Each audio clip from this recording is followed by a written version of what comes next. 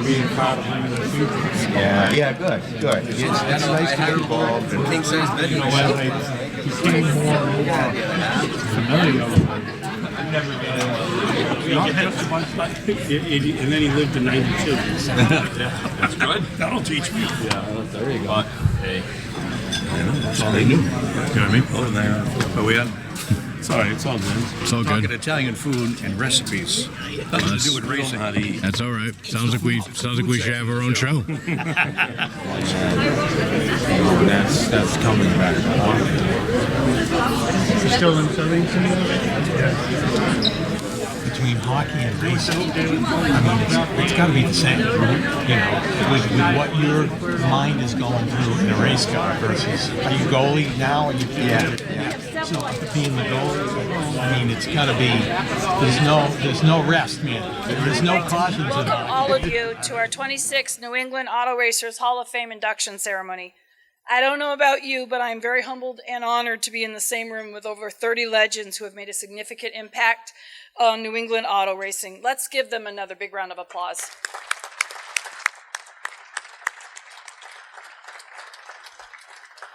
It seems like just yesterday my husband said he wished we had time to do more for the club 6 years ago, and I saw a plea for the help and volunteered to be the treasurer. Now in my second year as president, I continue to remain humbled and honored, to say the least, to represent NEAR. I take this responsibility very serious. I'm dedicated to the organization. A lot of exciting things have been happening in the club over the past year. The biggest is the new and improved mobile museum, where the class of 2024 will join the past 25 classes to be displayed throughout New England. We had a couple of soft openings this summer, and it was met with positive reviews, and I look forward to its completion and first sighting at the 2025 Ben Dodge's annual Auto Parts and Swap Sale, January 18th and 19th. Another exciting opportunity for us, which I think is long overdue, is to have a permanent display with a perpetual plaque listing each class inducted in our Hall of Fame on the walls of the New England Racing Museum in Loudon. With over 280 names on that plaque, it's going to take to get it done, but I hope to have it done in 2025, so I'm very pleased to have that happening. It is with the collaborative efforts of our club members that we continue to strive to keep NEAR relevant and to be able to celebrate the history of auto racing in New England as it evolves. With all of us together, we can ensure NEAR is here for years to come. I need to thank the selection committee for their continued dedication and commitment to put forward the vote to our Hall of Famers, the best group of inductees each year to bring into the Hall of Fame.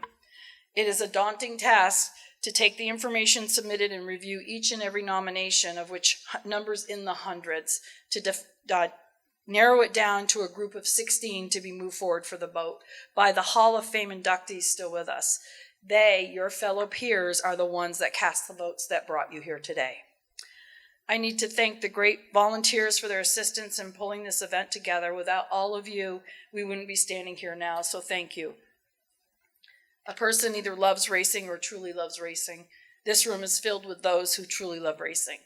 We are here to celebrate the accomplishments of 8 incredible men who have had a positive impact in the world of auto racing in New England, and several other men and women who will be receiving awards for their positive impact in New England racing and New England Auto Racers organization. I believe our legacy is why we are here. The present is our responsibility to preserve that legacy, while at the same time working to keep our future relevant. I hope each of you has a wonderful day today while we celebrate Skip Barber, Peter Daniels, Russ Dow, Mike Richi, Radical Rick Martin, Paul Newman, Dale Shaw, and Bobby Seymour. Thank you. And now if you'll please look at the screen as we remember those Hall of Famers who have passed.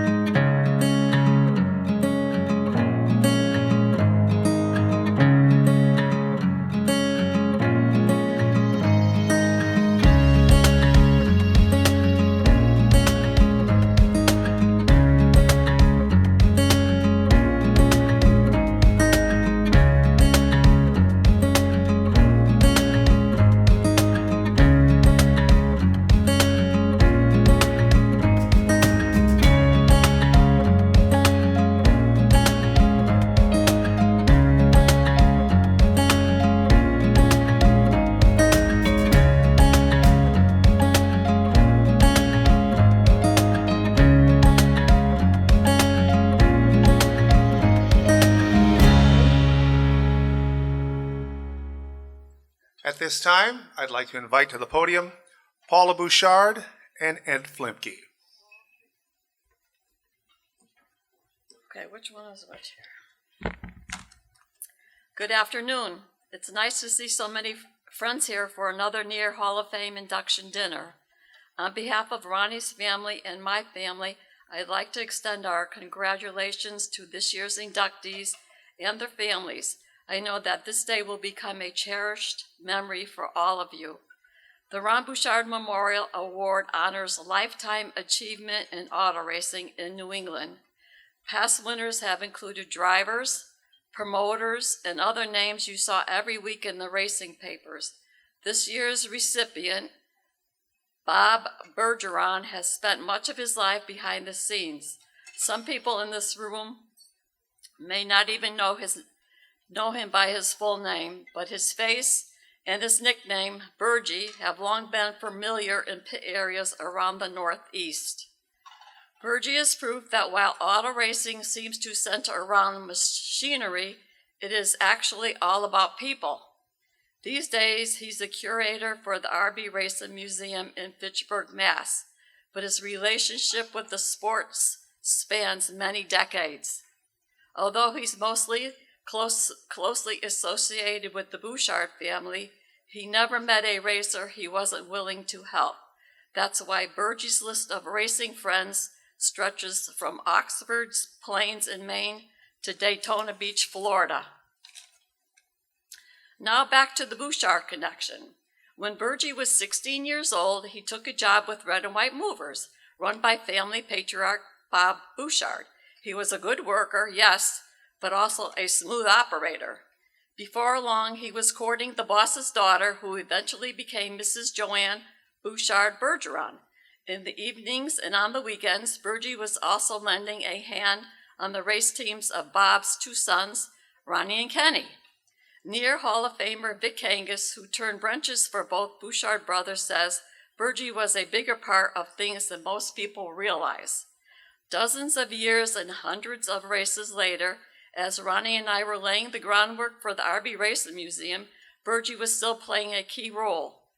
Whether we were gathering cars, trophies, and memorabilia, or figuring out where everything was going to go, or doing the physical work of moving cars around until each one sat in just the right place, Burgie was right there. His role as curator keeps him close to the sport he loves, sharing its history at the museum and also at tracks and car shows throughout the Northeast. He may prefer to work behind the scenes, but today we're going to put him in the spotlight. Bob Bouchard, please step forward and accept the 2024 Ron Bouchard Memorial Award.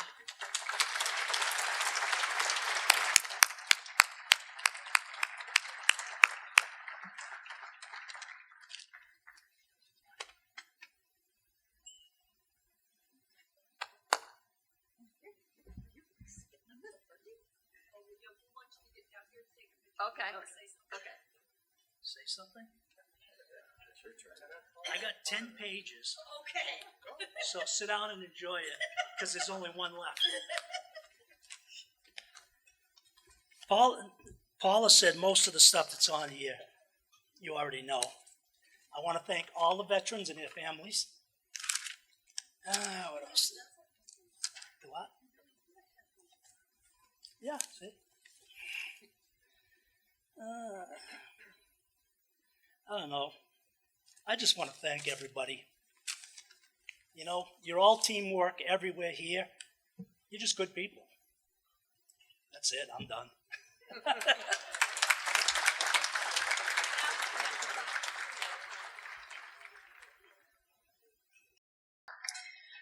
This next award is actually something that I'm really happy and honored to be able to be doing this. The Outstanding Women in New England Auto Racing. Since I've been involved in NEAR, I've often heard that we need to have more women in the Hall of Fame. We all know that racing is mainly a male-dominant sport, and that's okay. But there's a lot of women that have done a lot for racing. A few have made it to the Hall of Fame. But there's other ways that they can be recognized. So when we were in the old mobile museum at Ben Dodge's show, I finally realized on the third day, after looking at the stuff on the wall, the plaques on the walls, that we actually had several awards that we do. There's the Rhoda Mitchell Award that we've been recognizing people since 2005, the Maratta Award with names since 1981, the Charlie Stebbins Award that we've been recognizing since 1993. And then I realized that we had an outstanding woman in New England racing, and we did it for 5 years and stopped. And I'm like, why? So I went to the board and I said, I think we need to start doing this again. And they all totally supported me, which is good because I probably would have done it anyway, but I was happy for the support. And this year, we're actually going to recognize 2 women. One I never got to meet, but I think that they were the right 2 to pick for the first year to bring this award back. Our first award, the first lady that we're recognizing, unfortunately, her husband, he is in the Hall of Fame. He couldn't be with us today because he's at some show in Reno. So, Lois Matzik. I know that there's probably a few people in this room that know Lois. She could be considered a groundbreaking female in the world of auto racing. She co-founded with Skip, her husband, Seals It, a company recognized worldwide in auto racing for both its quality and innovative products serving the automotive performance market. As a super modified car owner and Silver Crown Series team owners of USAC, they used their skills and determination to win numerous races and championships, along with helping to build a number of driving careers and strong friendships with people such as Bentley Warren, Tony Stewart, Carl Edwards, J.J. Yaley, and publishers and broadcasters Dick Berggren and Chris Economaki, to name a few. Lois did everything and anything needed as a car and team owner, ranging from food prep to sponsor negotiations. The pictures that we found that are in the program I thought were pretty cool. She's sitting in, I think, a race car. Yeah, this one here. I just love the little hat that she has on. Well, she shared an unending passion for racing with Skip. While never behind the wheel of a race car, she was often seen driving the race car hall, or sometimes a bit too fast, because I understand that she had a few speeding tickets with her name on it. She became one of the first women who ruined it all because she gained access to the pits, and that's when it all went bad. Keep them women out of the pits. Racing community was Lois's family. Her kindness and hospitality afforded many a team access to her home, and she treated everyone like family. Sadly, Lois was lost in 2008 from a long battle with cancer. I never got to meet Lois, but the stories I've heard leave me with the utmost respect for her, and heck, she put up with Skip for a long time. Skip isn't here to accept this award, so Scotty, whoever you are, can you bring that over? Ray, would you like to come up and accept that? I think that Skip would appreciate that.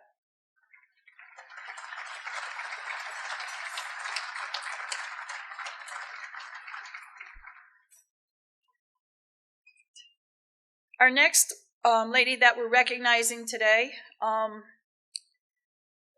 is Maggie Summers. I don't know, does she know yet? Has she figured it out? Does she know? It's so nice to be able to tell these stories. There she is. You'll be coming up in a minute. All right. With all the stories and accolades surrounding George Summers, class of 2000's accomplishments, the one narrative that kept threading its way through all of those was the story of Maggie and George. The old saying goes, behind every great man is a great woman. And it's very true here. They met on a bus when they were just 15 years old. He was Tucker, the wild boy, who rode a motorcycle and sometimes drove without a license.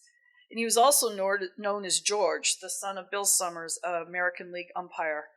One of the funniest stories heard by their daughter was how her grandfather thought that George and Tucker were 2 different people, and he used to say to Maggie, "Why can't you date that nice boy, George Summers, instead of that goddamn Tucker?" Locally around town, they were known as Tucker and Meg. At the races, they were known as George and Peg. They were a team. George was able to realize his accomplishments and dreams and make things happen because he knew that someone had his back. He knew that he was racing. He knew that when he was racing, Maggie was home, taking care of business and taking care of the kids. Maggie never sought for the spotlight for herself. She was always quite willing to be in the background and bask in his accomplishments, knowing that she played a part in helping him achieve them. Maggie and George were married for 63 years. In the end, it was just the two of them together holding hands. Maggie, now at the young age, I'm telling Maggie, of 89, is considered the monarch of New England racing by many. She is still the owner-operator of George Summers Trucking and goes to work every day. Maggie, I am honored to have had the fortune to meet you and to want to congratulate you on this well-deserved recognition. She has to come up. She has to come up.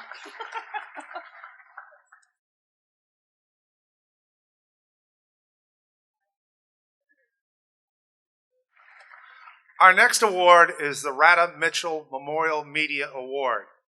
And I'm going to talk a little bit about the presenter. And fortunately, during my time of being one of the voices at the New London Waterford Speedball, this gentleman has chronicled the history of the track down by the shoreline. And I invite you to go to sidsview.com. There is a great 6-episode documentary that he has done on the history of the Speedball, from its glorious beginnings to close to where we are today. But it's the other things that he's done. A track just over the mountain, Whip City, a documentary on that. A documentary on one of my heroes, Fred DeSaro. And we're looking forward to, very soon, a documentary about the late Mike Stefanik. So I'm going to welcome to the podium to present the Maratta Mitchell Award, Tom Sid DiMaggio. Hello, everybody. Great to see everybody again. I have the honor to tell you all about Ken Meisenhelder today. Somebody like myself, self-proclaimed video geek. Ken was somebody that I looked up to, always helpful in the projects that I worked on over the years. So Ken was a fan of racing most of his life. His mom worked at a restaurant at the old Riverside Park amusement park. And of course, they had the Speedway back then, and that's how he got hooked onto racing. Soon, he would be driving in their novice division in what I believe was their first race there, and would later drive late models and modifieds at both Riverside and Stafford. Then he took a big swing in the mid-'60s, moved down south, and tried to do some cup racing. Bear with me because I hit something on my phone and there we go. All right, cool. So he went cup racing. 51 starts, had a trio top fives. And unfortunately, the sponsorship money wasn't there to continue on. So he ended up moving back to the Northeast. But the game changer for Ken was when he went to the last Super Speedway modified race at Daytona in 1980. And he saw somebody with a big VHS camcorder capturing the races. And when he came home, he bought himself a camera, and in essence, what became to be known as KGM Video was born. Ken would record the races at Riverside Park, soon after Stafford Speedway, a ton of races at Thompson, and then you would find him at some of the biggest races all over New England. He would not only sell tapes to the competitors and the fans, but he was a go-to guy for numerous things in that era of the 80s and 90s, like video presentations at championship banquets, off-season movie parties, and even collaborating with the likes of Ben Dodge for the old Race Week show that used to air on Nesson. A couple quick things that have always intrigued me about Ken. One was that he was a racer, and so when he was capturing video content, that experience he had as a racer not only helped him follow the action and anticipate where there was going to be great action or maybe even a big wreck, which I know personally sells a lot of tapes and or gets a lot of view counts. And but he also knew the value of going into the pits and interviewing the drivers and getting a different side of the sport outside of the cockpit. Another part of what Ken did back then, which to me is very relevant in today's world, and it's something I do as well, was what we call format transfers. And he would take, back then it was reel-to-reels was the old format of the likes of Dan Pardi or Howie Hodge, and convert those into, tapes. At the time, VHS tapes or even DVDs would be the latest technology. Now, just a little bit about the effort that went behind that. I mean, I have one of those machines at home now, and it looks like an old projector, and you put the thing in there, and you press play, and then you just pop out an SD card in the back, and it's converted, lickety-split. It's really no effort. Somebody like Ken back then would have to actually set up a real projector in a screen, shut all the lights off, get a tripod, frame it up with his VHS camera. And I'll tell you what, the quality of those conversions, even in the primitive way he did it, still holds up pretty good. And I've used Ken's footage in numerous projects, especially the ones that Dave had mentioned that we have produced already. So I was extremely honored when his wife, Tanis, called me earlier this year and asked if I would be interested in having Ken's archives of VHS tapes, which I find a tremendous honor. And my team and I already have plans to do our version now, to convert those tapes into the digital medium so they'll be preserved for many eras beyond. And it is equally my honor to ask Tanis and their son, Glenn, to come up and accept the award for this year's Rada Mitchell Media Award. Hi, thank you. I'm Glenn, Ken's son. I just want to say thank you to the NEAR committee for choosing Ken, my dad, for this award. And I know he would have been proud. I know he would have enjoyed to be here today with us, as the history of this sport was one of his greatest passions. And we miss him. We accept this award for him with a mixture of sadness and pride. But I do want to mention that my mom here, Tanis, was by his side every step of the way. And they shared equally in the work of KGM Video and attended all the races together. And I think my mom here is proud and grateful as well, and that she should definitely share in this award as well. And I hope that you all enjoy his videos and work for many years to come. And thank you to Sid for keeping the footage alive. And once again, thank you for recognizing my father, Ken. And again, we miss him every day, and thank you.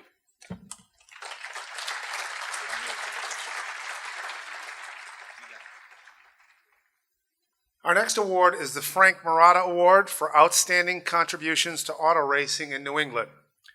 Our presenter, quite simply, I would not be up here if he did not give me a call and said, Dave, can you take over the reins as the Master of Ceremonies here for the New England Auto Racers? And I would like to get one other thing. I'd like everyone, the man who I preceded this job, Matt Buckler, who was one of my teachers in this business that we do, that we love and enjoy, is still on some hard times. I ask that during this holiday season you keep a good thought in your mind for Matt. It's my wish to have him back on the microphone. He was able to come down one time this year to the Speed Bowl and work, and I would love nothing more than to hear the top 6 cars could fit inside a donut hole once again over my headsets. So please give a good thought to Matt. And at this time, I'd like to welcome to the podium Mr. Rich Goucher. Hello. I'd like to welcome everybody here as well. I'm also the Vice President of NEAR, and I'm very, very happy to see all these smiling faces. I have a very good friend to talk about today. His name is Justin St. Louis, and he's the recipient of the Maratta Award this year. Justin's worn many hats in short track racing as a driver, freelance writer, publicist, announcer, statistician, historian, and now owner and promoter of the Sprint Cars of New England, SCONE, and the Vermont Motorsports Expo. Thankfully, Justin did not pursue a racing career as a driver. He won a few races, but crashed and burned at many more. His true destiny was awaiting him. Growing up at Thunder Road, he was trained by none other than Tom Curley and Ken Squire, and worked in the media department there and at Airborne Park Speedway, as well as on the traveling American-Canadian tour for the better part of 5 years in the 2000s. He struck out on his own in 2009 to create the Vermont Motorsports Magazine website, covering 70-plus races per year in New England and New York. as well as in Florida Speed Weeks. During that time, he began writing weekly racing columns for Vermont's 3 largest daily newspapers and contributing as a lap-by-lap commentator for races broadcast on Ken Squire's WOEV radio, which he continued doing through 2018. He served as publicist and announcer at Bear Ridge Speedway for 3 seasons before taking a full-time role in media and marketing at Devil's Bowl Speedway, beginning in 2012. After a decade in that role, he co-created the Uncommon Deeds podcast with Tom Corbett, producing more than 100 long-form interviews with legendary New England racing personalities. Scone came calling in 2023, and he was voted in as series president. At the end of the season, he purchased Scone's assets and is now the owner and promoter of New England's only winged sprint car tour. He was recognized in 2015 with NEAR's Mitchell Rada Media Award for excellence in media reporting for New England motorsports. It is my immense pleasure to present this award, the Maratta Award, to my very deserving friend, Justin St. Louis. Well, thanks, Rich. I found out about this by reading the program. I figured that, which explains why you asked me to write a bio for myself. So I went down and looked at the past winners of this. The Maratta Award's the oldest award that NEAR has had, and I think this is embarrassing to say, but I think it's the one that the board and the people that run NEAR hold in the highest regard. So I don't feel deserving of it. That last sentence, if you read my bio, that I had a brief and mostly unspectacular driving career, rings very true. I wrecked on lap 1 at Thunder Road, and going in on the front bumper of the push truck, I figured maybe we ought to have a backup plan. So I annoyed Tom Curley and asked for a job, and I was selling steak knives door to door at the time. If you ever watch The Price is Right, they have Cutco steak knives as the prize for spinning the wheel and winning the thing, and that was me. And he goes, "Knives? Are you friggin' kidding me? Sit down, I need an announcer." And that was the beginning of the end, I guess, for me. So I went over to Airborne, which had 200 people in the grandstands and maybe 40 race cars, and it was a perfect place for me to screw up for a couple years on the microphone and kind of figure this game out. But they didn't let me do it on my own. They sent Ken Squire to be my shadow, which should be the other way, where I should be shadowing the NASCAR Hall of Fame announcer who got the Daytona 500 on TV. But in true Tom Curley fashion, he made me stick my neck out there, and then Ken in the background saying, "You screwed that up, you screwed that up." But it worked out, and I was smart enough to listen to what they said, and we stuck with it, and I got fired twice, and I quit once. And I was just telling Rita, we were recounting the story of the time that my friends at the 2004 Milk Bowl, which is now 20 years old, I had a race car that I bought for $160, and I had my roommate drive it. We taught him how to drive stick shift in the pit area. And that was my first race announcing at Thunder Road. They thought I did well enough at Airborne to do the Saturday show at the Milk Bowl. And so we had the Junkyard Warrior division out there, and I put my buddy, who's 6'5", in a Geo Metro, who had never driven on a racetrack or driven a standard car on the street. And he flipped on the white flag lap, somehow kept the car running and finished. And I lost my damn mind. It was the greatest thing I'd ever seen. And that night, they have the Calcutta. If you've been to the Milk Bowl, back when Tom was running it, they used to auction off drivers over in the barbecue pavilion, and they'd raise money for the purse for the Milk Bowl for the next day. And it always, boosted the purse by $20,000. It was a great time. They had a spaghetti dinner, and I decided I was going to go over and have dinner and watch the show. But none of my friends went along with me, and I thought, well, this is odd, but I'm hungry and there's beer. So I went over, and about an hour later I came back, and all my buddies are gathered by the truck, which is my father's truck, by the way, and they're all going, "Shut up, he's here, shut up, shut up." I said, great. It's late September, I'm cold, I need my hoodie, it's in the truck. So I walk over to the truck, I open the door, and it is filled from the floor to the ceiling with packing peanuts and paper shreds. At the Milk Bowl, which is Tom Curley's biggest event of the year, and it was windy that night, and I had to open the door to get in the truck, and as you can imagine, it looked like it had snowed. And there were girls doing snow angels out there, and we were giving them beer, so it was kind of our fault. But the next morning, when the sun rose, we realized just what had happened. And everybody except me had left at 6 o'clock in the morning, realizing we're not going to watch the race today. This is his problem. And I got fired for the first time that day. The next day, I crawled around the parking lot on my hands and knees and bagged every one of those packing peanuts. Well, not everyone. You could still see them along the tree line for the next couple of years. But Tom stuck with me, and we've made a career out of it.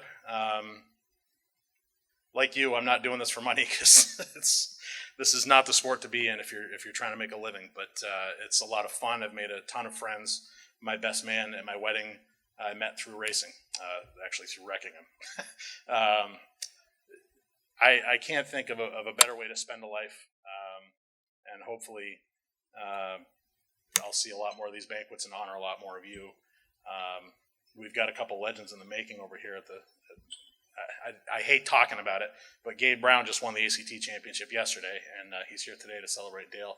But I really feel bad for Riley because I know she had to sleep on the couch last night because he had the trophy in the bed with him. So sorry to you, Riley. But this is one of the highlights of the year for me to be at this banquet, and I just appreciate each and every one of you. And thanks for doing this for me. I didn't expect it, but I do appreciate it. Thank you.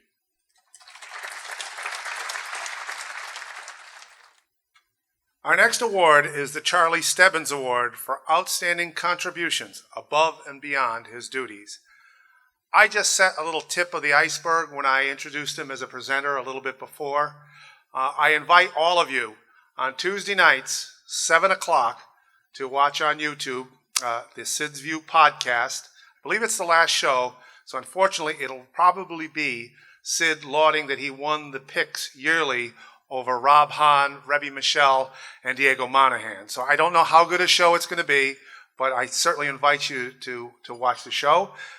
To present his award, please welcome back April May Preston. The Charlie Stebbins Award is the outstanding contributions above and beyond his duties. In 2024, I'm very honored and proud to have Tom Sid DiMaggio, the recipient of this award. Tom, known as Sid, his racing scene by his nickname Sid, is a content creator and racing historian. His popular podcast, Dave's already talked about. He does amazing work. 3 years ago at the annual membership meeting, I met Sid. He was introduced to me by Rich, who had a vision. And he was the president then. And he said, I want you two to meet each other because I think you guys could do well together. Well, I don't like to look a gift horse in the mouth, so Sid offered to help with social media content, and I'm like, okay, let's go. Rich believed that we would work well together and do great things for the club, and he was so right. Sid has made the mistake, like I said, of saying he would help. Over the next several months, with very little help from me, he put together the website. If you haven't seen it, it's amazing. He has videos, photos, all the history. It's just amazing. You got to check out NewEnglandAutoRacers.com. I know Peter was looking at it, getting nervous because he was watching all the ceremonies. So he maintains that. He is doing our social media, the website, Facebook pages, and he really has put Near on the map in this decade where we need to be. He's brought us into the 21st century. He grasps whatever it is that's asked of him, taken it and made it into something far more than I ever expected. And it is with profound gratitude that I congratulate Sid with this award. Thank you. He doesn't like recognition. I had to delete the slides when I sent it to you.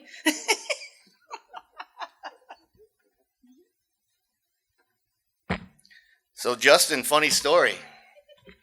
I didn't know about it till I read the program too. I'm almost sick of myself being up here twice, so I'm going to keep it short and just say thank you to all the people that have helped me. I am By no means a one-man gang, and even guys like Mitch and Nick, my man Rob's here, Sean sitting at my table has been a big supporter. I do want to give a shout out to Rick and RA over at the Pro 9 Museum. It's amazing how many things that I have asked them if they could help with, and they always have something to help me get along in my project. And I just want to lastly just thank my beautiful wife, Tisha, because this stuff takes a lot of time and she puts up with it. I love you. Thank you, everyone.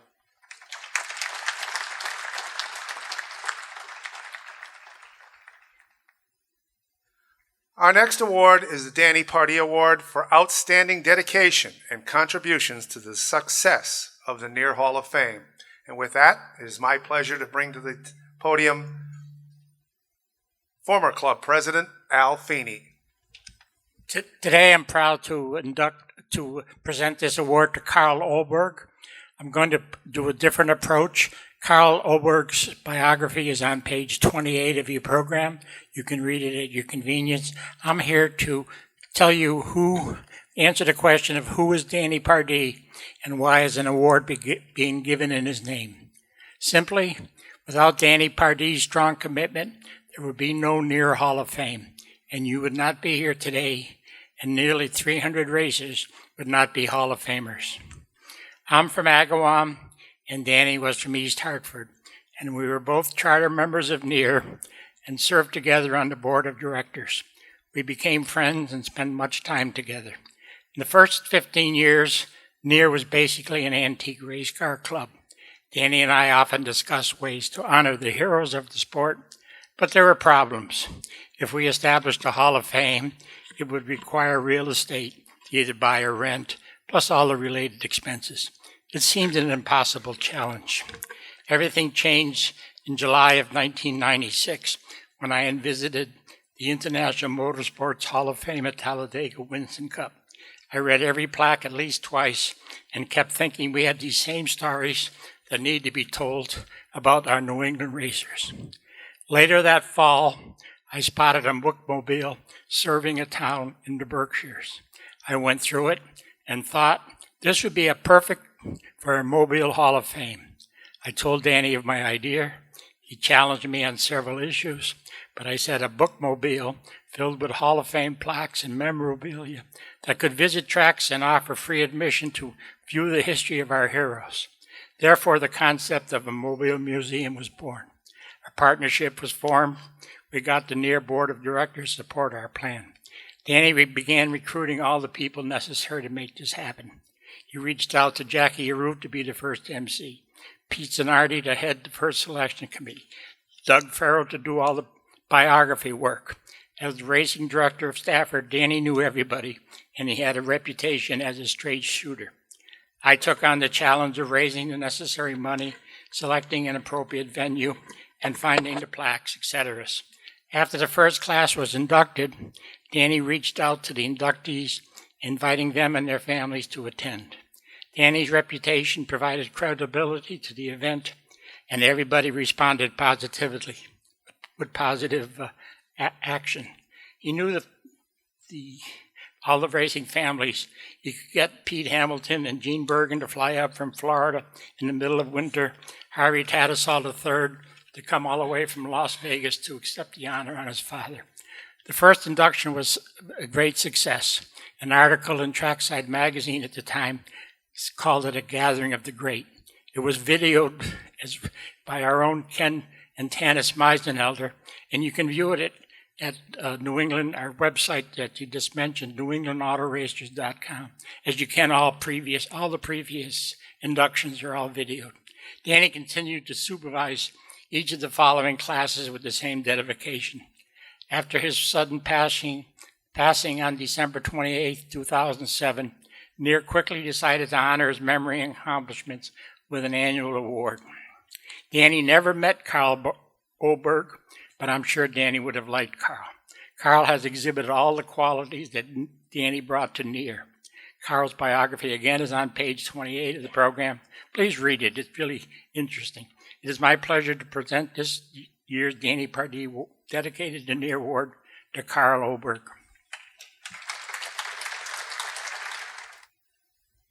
Thank you very much, Al. And like Justin and Sid, I had no idea I was getting an award until I was helping Rich with the trophies, and I said, "Well, that has my name on it." Wow. And a few hours later, my wife showed up, and she doesn't come to a lot of racing things. And I said, "What are you doing here?" And she goes, "Well, you know, something's going to happen today." So, but I'm here because, like a lot of you, I just have the passion of racing. When I was, a youngster, I'd go to races all the time, and a lot of you guys are my heroes out there. Used to watch what you did and couldn't wait to go to the races. My dad would come home and go, "Dad, we're going to go to Stafford. Let's go, let's go, let's go."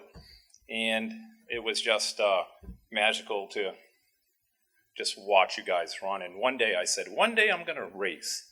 And to the chagrin of my wife, I think we were starting our family, I said, "I think I'm going to try racing, Paige." And I can't say she was too thrilled with me, but through my friend Mark Alden and Ronnie St. Germain, we raced for a few years and had a pretty darn good time, and we did okay. So I'm thrilled to be on the Hall of Fame committee to help with selecting the Hall of Famers. But most of all, I want to say thank you to all the Hall of Famers. Just so exciting to watch you race and to meet you. And racing people are the best, and I'm just thrilled to get this award. So thank you very much. Now we're going to move up one of our inductions, and I'm going to leave the racing history to our presenter, Mr. Carl Fredrickson. But I want to touch on another career that our inductee has had, and that is, of course, Hollywood and the movies. And he's created such great characters in movies such as The Hustler, The Color of Money, which he won an Academy Award, The Sting, The Verdict. And he's actually in a movie, and I have no idea how they could figure this out, that has the 11th most quoted line in movie history, and he didn't utter it. In fact, it's uttered by Strother Martin, one of his co-actors, and that line is, I'm going to do my best impersonation, "What we got here is failure to communicate." I think we could even use that in racing because there's a lot of times we don't communicate. But the character I really resonate with is my parents felt I needed a sport after racing to follow in the wintertime. And that sport is hockey. And I used to go to a little arena in New Haven, Connecticut and watch the New Haven Blades. And if you saw the movie Slapshot, the East Coast Hockey League was not far away from what happened. And in that final scene when they play the Syracuse Bulldogs, actual members of the New Haven Blades were the Syracuse Bulldogs. So the man who created Reg Dunlop, coach, player of the Charlestown Chiefs, to induct him into the Hall of Fame, please welcome Mr. Carl Fredrickson. This is reality. Finally, an answer on Jeopardy that we can get. If you can't see it, it says in 1977 he starred in Slapshot and graced the cover of the first issue of Us magazine in a story about auto racing. And that person, do you have that cover? No, it's okay. We got through it, right? So there's Paul on the cover of Us magazine. My name is Carl Fredrickson, and I'm the publisher of Speedway Illustrated. I have the happy privilege of inducting Paul Newman into the Near Hall of Fame today.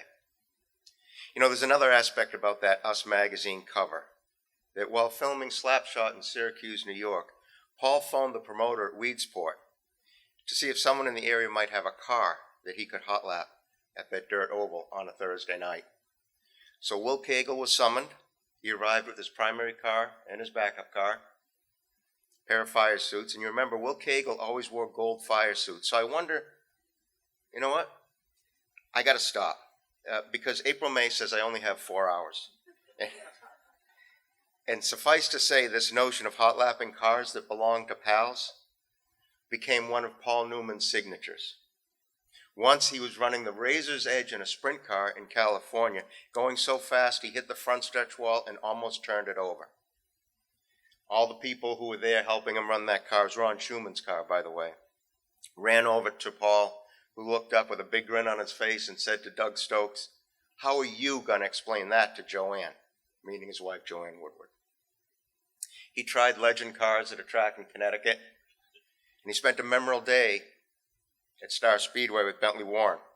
Bentley wanted to be here and share it with us today, but he's not feeling well, and more than anything, he called yesterday to say he didn't want to make anybody here sick.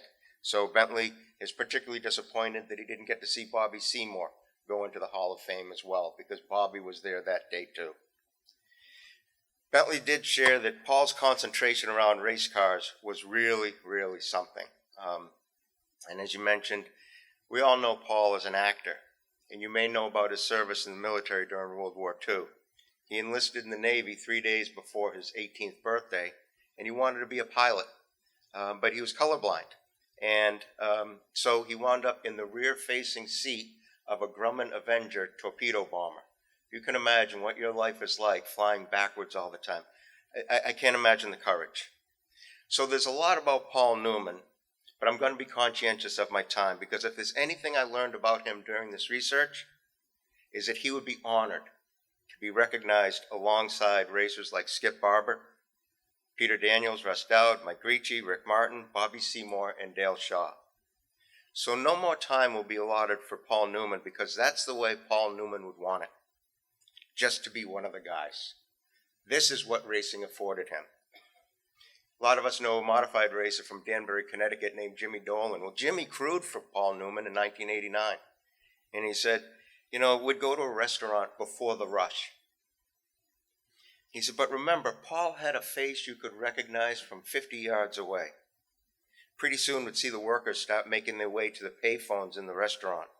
And before you know it, the restaurant was filled with people. He said, I felt so bad for him, would have to leave without getting anything to eat. But racing was different, because racers weren't too crazy about Paul Newman. Literally, they didn't go bonkers. He was just another guy. As near Hall of Famer and Newman's friend Sam Posey said, Paul's celebrity status was negligible at the racetrack. Racing people are busy with their own scene, he said. They don't have time to notice what the hell Paul Newman is doing. And he said, us racers are pretty egocentric ourselves, too. There's Paul Newman. Big deal. I'm here, too. Pay attention to me. So I'm sure Paul would love this. And I'm sure he would be at that bar with a cold Budweiser in hand, free from adoring moviegoers, to chat with this year's inductees. He'd likely visit with Skip Barber, whose shared love of Lime Rock is profound. Maybe they'd rerun a few races, or maybe they could talk about a dinner they had in Marietta, Georgia, which was the driest town in the country back then. And Skip lamented not being able to get a drink. And Paul reached under the table in that dry town, grabbed a cold Budweiser from a case he had snuck in there. He'd want to connect with racer-turned-announcer Russ Dow. He'd want to talk about their common experiences. He'd ask Rick Martin about getting around Seekonk. He'd grill Peter Daniels on the difference between a modified and a pro stock, especially at Claremont, that uniquely shaped track. He'd pick Dale Shaw's brain about all the classes he'd won in. And he would ask about the cars he builds for others today. And as a car owner himself, Paul would have plenty of shared experiences with Mike Richi. So he'd have a bunch of questions for Bobby Seymour as well, who brought those midgets that day.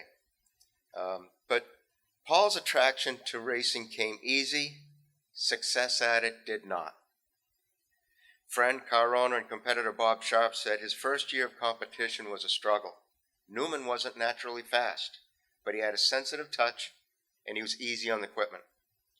Posey said of those early laps, I didn't think he had what it took to make it. But Paul Newman had other ideas. Over the next 5 decades, he won Trans Am races, he won the SCCA runoffs 4 times, the SCCA National Championship 3 times.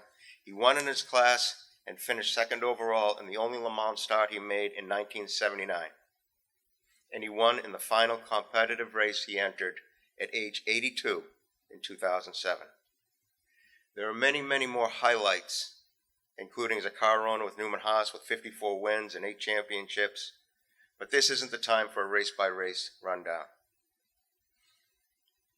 I'd like to spend the last couple minutes of my time here to share what made Paul Newman's racing watch tick. His love affair with performance started in the mid-1960s when he was driving into New York City to perform on Broadway, then went home to his young family. Already a megastar, his mode of transportation back then was a Volkswagen Beetle. And those long drives on the Maratta were taking a little longer than he liked. So he mentioned to his mechanic one day, what could we do? And the mechanic suggested putting a Porsche engine in it. That was followed by Coney shocks, and then some grippy tires. And pretty soon Paul Newman was zipping in and out of the city. He asked his friend, John Alvarez, another movie maker, if there was a spot where he could stretch that Beetle's legs, and John suggested Willow Springs, but he said one more thing. He said, how about you take my open cockpit single-seater car out there? And before you know it, Newman was flying around Willow Springs, fast enough that he crashed in a pile of dust and bent suspension. But that unlocked the passion for racing in his being. A couple years later, he attended his first race in 1967 at Bridgehampton, New York. He and Mario Andretti had a deal with Ford. Mario was driving a car called the Honker 2 and woke up on race morning, and there was Paul Newman's name written on the hood. That car was terrible. It was supposed to be great. It was awful. So Mario said, well, why don't you put my name on the hood and make Paul drive it? Prior to the race, though, Mario Andretti concealed his starstruck attitude and took Paul Newman for a few laps around the track in the pace car. Andretti, explaining the attack on corners and providing acceleration out of them, sunk the racing hook into Paul Newman's soul. I didn't realize how doggone a good driver he'd ended up being, said Dan Gurney. I think he was a genuine fan who had great reverence for the history of American racing, whether it was road racing, ovals, or all the above. He caught the same virus that a lot of us managed to get. A year after that co-drive with Andretti, preparations for the critically acclaimed movie Winning were being made. We had to walk, talk, and drive like race car drivers. And we did it, said co-star Robert Wagner. The only difference was he absolutely loved it, and I was scared shitless. Newman used racing, as he said, to get away from the rubbish of Hollywood. As such, he was not inclined to bring Hollywood to the track, and his helmet and his car just carried PLN, Paul Leonard Newman. That was his name there. And at those beloved track days, he got to be just Paul. One of the things they'd do is bring a potluck for lunch at Lime Rock, and Paul would make salad and dressing. And one day, Ellen Grisdiak, who was married to Sam Posey, and she remembered they were in a motorhome at Road Atlanta. And they said, hey, why don't you bring that to market? And Paul saw a way he could help people. So he and his old pal A.E. Hotchner launched Newman's Own. And Ellen, an artist, drew that drawing of Paul's face that you saw on the label in the beginning. We all know the rest of Newman's Own among Paul's many philanthropic and charitable donations. Millions of dollars donated, millions of lives changed. But sometimes those words like millions and hundreds of thousands, they just turn into words about numbers. But sometimes we get a glimpse of what it really does. This week, on Wednesday night, just this past Wednesday, I was getting ready for my league hockey game. I play hockey. I'm a goalie. And sometimes it seems like my job is just to let pucks in the net. But we're suiting up in the locker room, and one of my teammates is a fellow by the name of James Price. And he's in love with racing, particularly SCCA. And he has a son, Ian. Excuse me. Ian's a happy, healthy, athletic 14-year-old. But one day he didn't feel so well. So his mother took him to the doctor. Many tests confirmed that a cancerous tumor had enveloped much of his brain. And nearly a decade later, Ian can barely walk. His speech is slow, and it's strained. But he's incredibly upbeat, and his attitude inspires many. I mention this because when I said to James that I'm inducting Paul Newman today, his eyes lit up, and he forgot all about Paul Newman, the racer. And he talked about Paul Newman, the camp creator. See, Ian, oh, thank you. You're always there for me. That's vodka.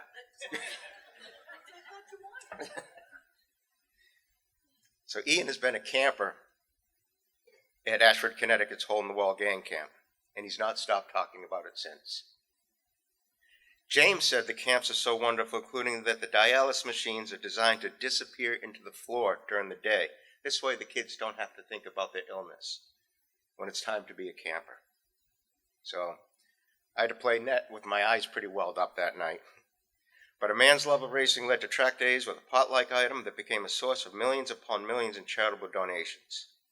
Gunnar Jeanette, who once was the youngest driver in the field at 17 and a teammate to Paul Newman, who was 75 at the time, said, "The guy lived a life we should all strive for." Everyone in this room recognizes the value of the word racer, and we recognize how much the source of such a compliment adds to its value. There is no greater depth in that than Mario Andretti, who said, "Paul Newman was one of us. He was a racer."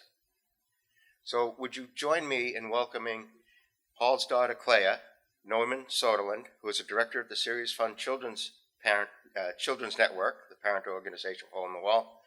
And as she makes her way up there, I think if we make enough noise, the great Paul Newman might hear us.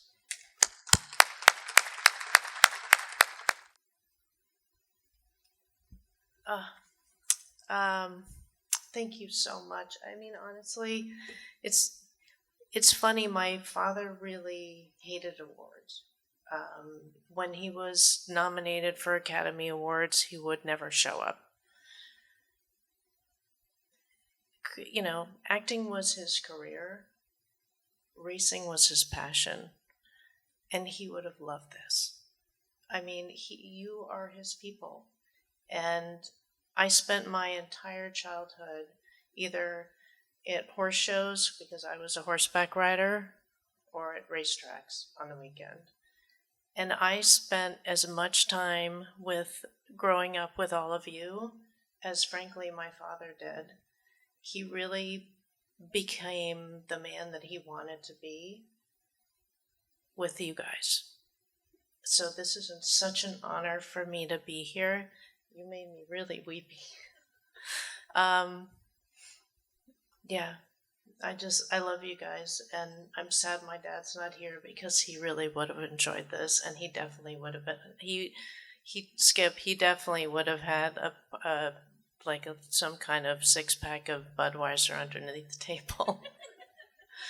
But thank you. This is really lovely. I appreciate it. Oh.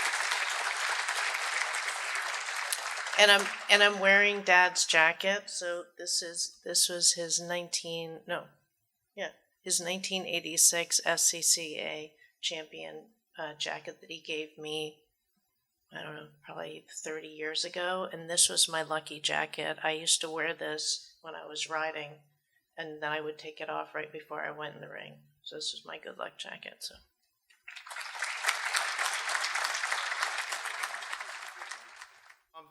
One of the things, obviously being New Englanders, when you see somebody from New England make it and go on to the big leagues, it's a source of pride. And I think this gentleman that I'm going to bring up as our next presenter was one of the first, and that is Dr. Dick Bergen, if he would kindly come on up to the podium.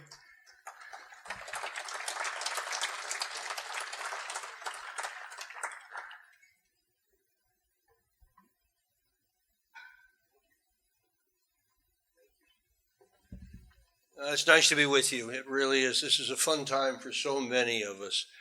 But we've all got a responsibility in the next couple of days. If you have not voted, do it.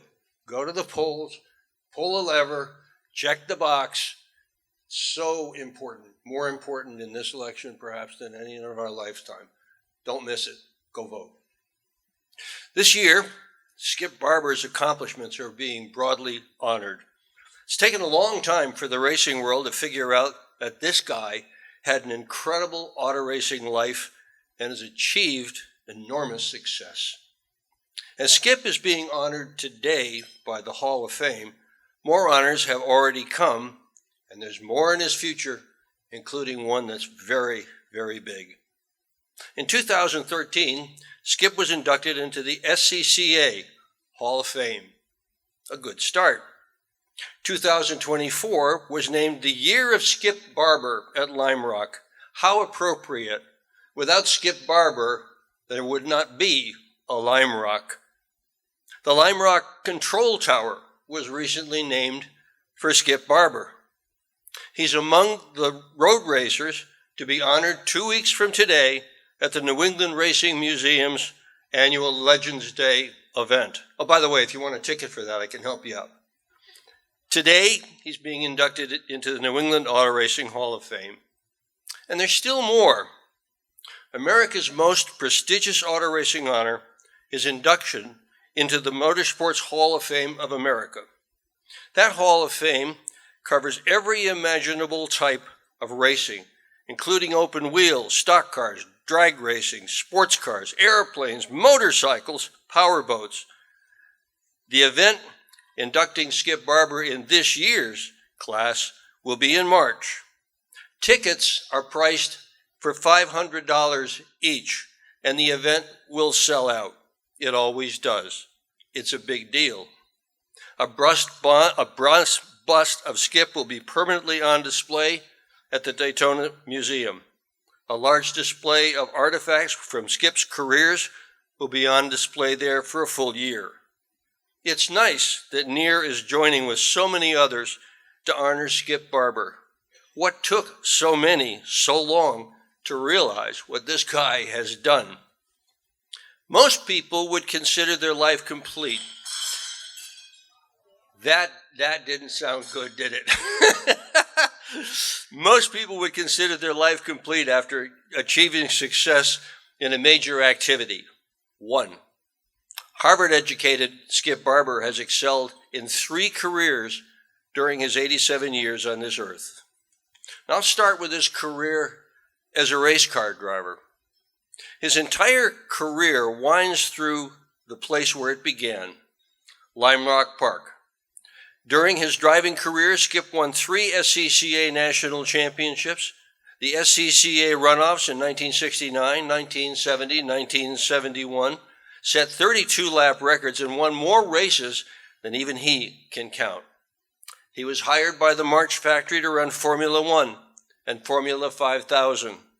The results are there. Skip Barber was a world-class race car driver. But there's more. Let's move on to his racing school. Believing that the art of driving race cars well could be taught, he founded the Skip Barber Racing School in 1975. How's this for success? 45 years in business, over 400,000 students have been through his classes. His students have won the Daytona 500, the Indy 500, the 24 Hours of Daytona, the 24 Hours of Le Mans, and they probably won as well at Bear Ridge Speedway. Career number 3, racetrack owner, racetrack promoter. In 1983, Skip and a group of investors bought Lime Rock Park. He eventually became Lime Rock's sole owner. In 2021, after running the track for nearly 40 years and developing it into New England's most scenic and most successful road course, he sold it to a group of investors. Fortunately for those investors, he remains a shareholder so they can go forward with his advice. Skip is still involved, and he's all over that place during the Lime Rock Historics over Labor Day weekend. If you have never been to the Historics at Lime Rock, you are missing one of the most incredible experiences in motorsports that New England has to offer. The event draws huge crowds to watch a big field of vintage cars race on the track and enjoy a concourse of fine cars and a parade of shiny old racing cars.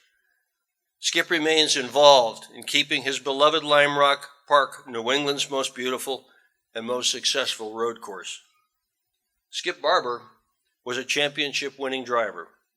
He continues on as a smart businessman and the man who grew Lime Rock while he ran it. He founded and ran one of the most successful racing schools the world has ever seen.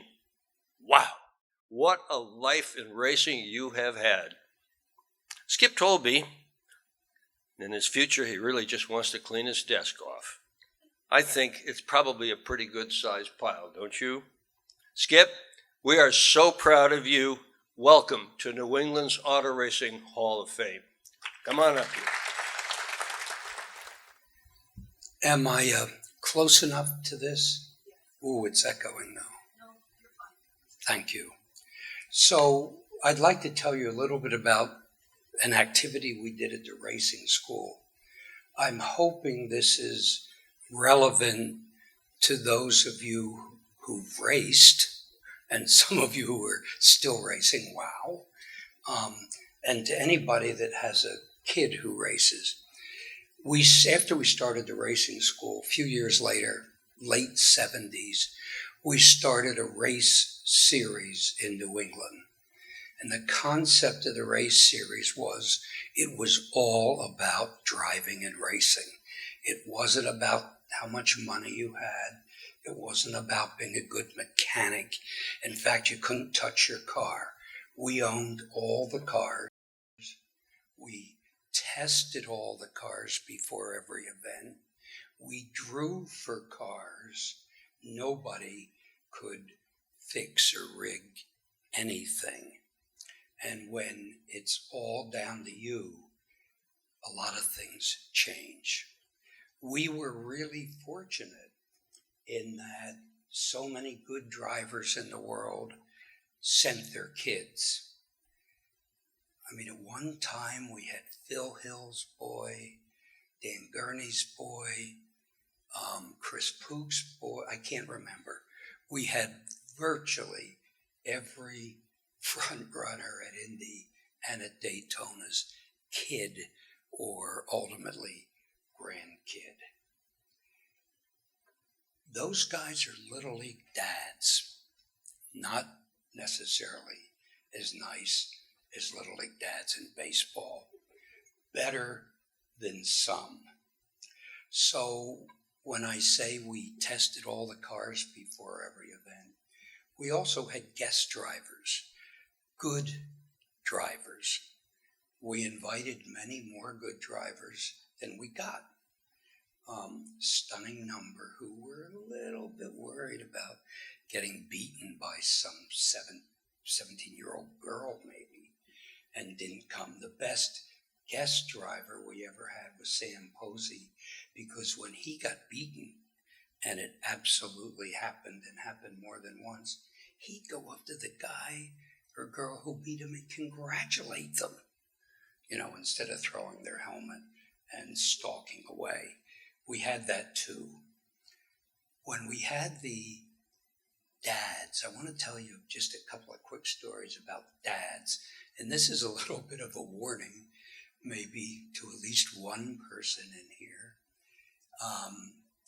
Some of you might have heard of Scotty Brayton, whose ambition was to win at the Speedway. He got killed there. His father was a very good sprint car driver in the Midwest. And his dad would come to about half the races. And Scotty was really good. And when his dad came, he was horrible. I'm serious. Think about that. This kid could drive, and he couldn't drive with his successful father on the premises, or even knowing that he was coming.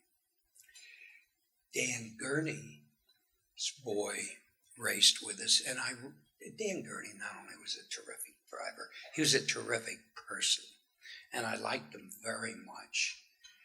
But I got awful mad at him one day at Road at Laguna Seca, where we were racing and his kid was racing with us. This was at an IndyCar race. And Dan came up to me and said, and I had a real reply, came up to me and said, "Skip, you've given him a bad car again." And I said, "Perhaps, but do you realize this is the 16th car he's driven this year of ours? We had 22. He had driven 16, and they were all bad."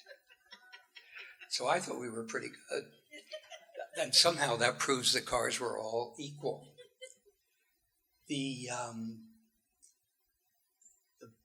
It's the last thing I want to say, and this is the good example.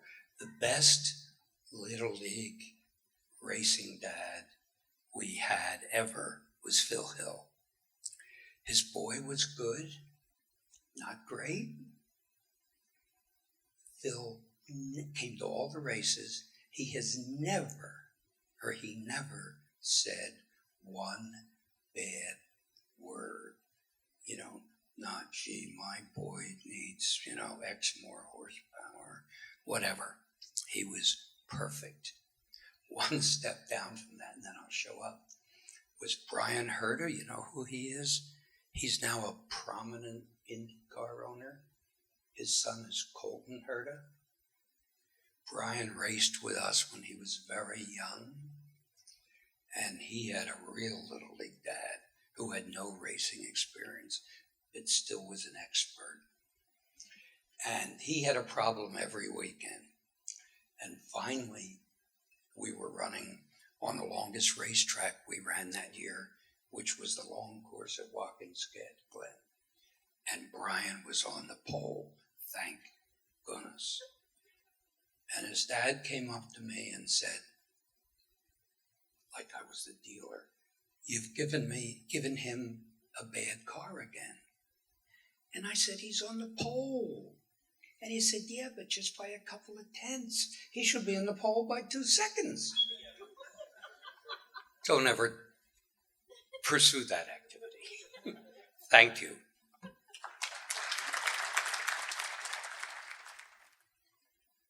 Our next inductee, one of the fortunate things I get to do is being an announcer.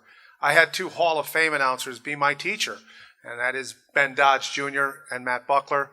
But I've gotten to work with other Hall of Famers such as John Spence, Peter Falcone, who's here with us. I've never gotten to work with our next inductee. But to tell us about him, I'm going to welcome back to the microphone the man who was very quick and got, $175 out of my wallet? Mr. Mark All. And that's not playing fair by offering me Bugsy stuff. That's not even fair. Russ Dow. They talk about announcers at racetracks and how they hold the crowd. And I never realized how well that works till just this last month at the Westboro Speedway reunion. We had Pete Falcone, a professional Hall of Famer, and he did interviews with some of the old drivers and crew members and stuff, and the crowd was huge. Now, here's a racetrack that's been closed for 39 years, and the crowd was probably 300 people listening to Pete Falcone. So it dawned on me that announcing is a very important part of a racetrack. And when you mention Russ Dow, there's only 2 words: the voice, because he was the best at Thompson Speedway. And Russ's career started he grew up in Woodstock, Connecticut, started racing go-karts at 8 at Thompson Speedway. He won his first race on the quarter-mile oval at age 10. He was the 1962 mid-season single open division championship at State Line Raceway in Wilsonville, Connecticut. Never heard of that, but that's where he was. He drove mini midgets for 3 to 4 years before an opportunity to drive a modified for Esther Lyon. He won 5 races in the mini midgets at Stafford in 1975, and he ran a Lindblad chassis number 98 modified at Pocono, Stafford, Thompson. His best finish was 5th at Thompson. Since 1980, he became the voice of Thompson Speedway. The car got sold, and they needed an announcer, and they put Russ Dow in as the announcer. And Donald Hoenick said it was the best thing he ever did. The guy was a natural. He kept the crowd pumped up when there was yellows or reds, and always knew what to say about the drivers. The encyclopedia. Rick Fuller is sitting at my table, and he mentioned, when he was doing announcing, he had to write things down and do research. These guys, it came natural to them, out of their brain. Russ was the best. Some of his achievements he's most proud of, though, off the racetrack, is he's been 58 years as a volunteer firefighter and 10 years as the chief.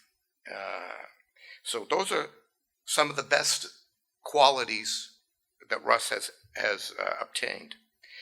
Neer gave him the 2016 Frank Maratta Award for outstanding contributions to New England auto races. In 2014, Duss was named the best short track announcer by Speed51.com.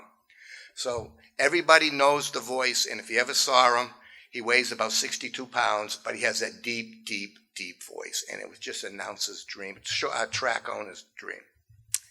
Unfortunately, Russ is battling some serious health issues and can't be here tonight. But he wants to thank all the inductees that have gone into the Hall of Fame and the ones that are going in today. And he wants to send a special thanks to Donald Honig. As he said, my second father. Donald stood behind me through thick and thin, and still to this day stands behind him.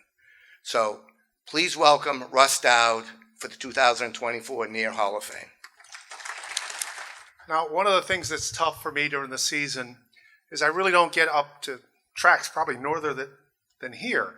And I'm going to turn the podium over to a gentleman that does know that area, probably the furthest north track. And Tanis, you're going to agree with me, it's always going to be Riverside Park. It's never going to be that other name that they call it now. So I'm going to turn it over to Scott Ingersoll to talk about a gentleman and his career in the tracks a little bit north of us here in Holyoke. I had April edit this my induction speech for the next gentleman, and then I took it and threw it away and said, I'm starting over, I can't trust her. No. Congratulations to all the 2024 inductees this year, all the Neer Award winners. It is an honor to be here today. I've been bestowed the great honor of introducing the next Hall of Fame member. I feel like I've known him forever, but I really didn't know him. We knew people who knew each other.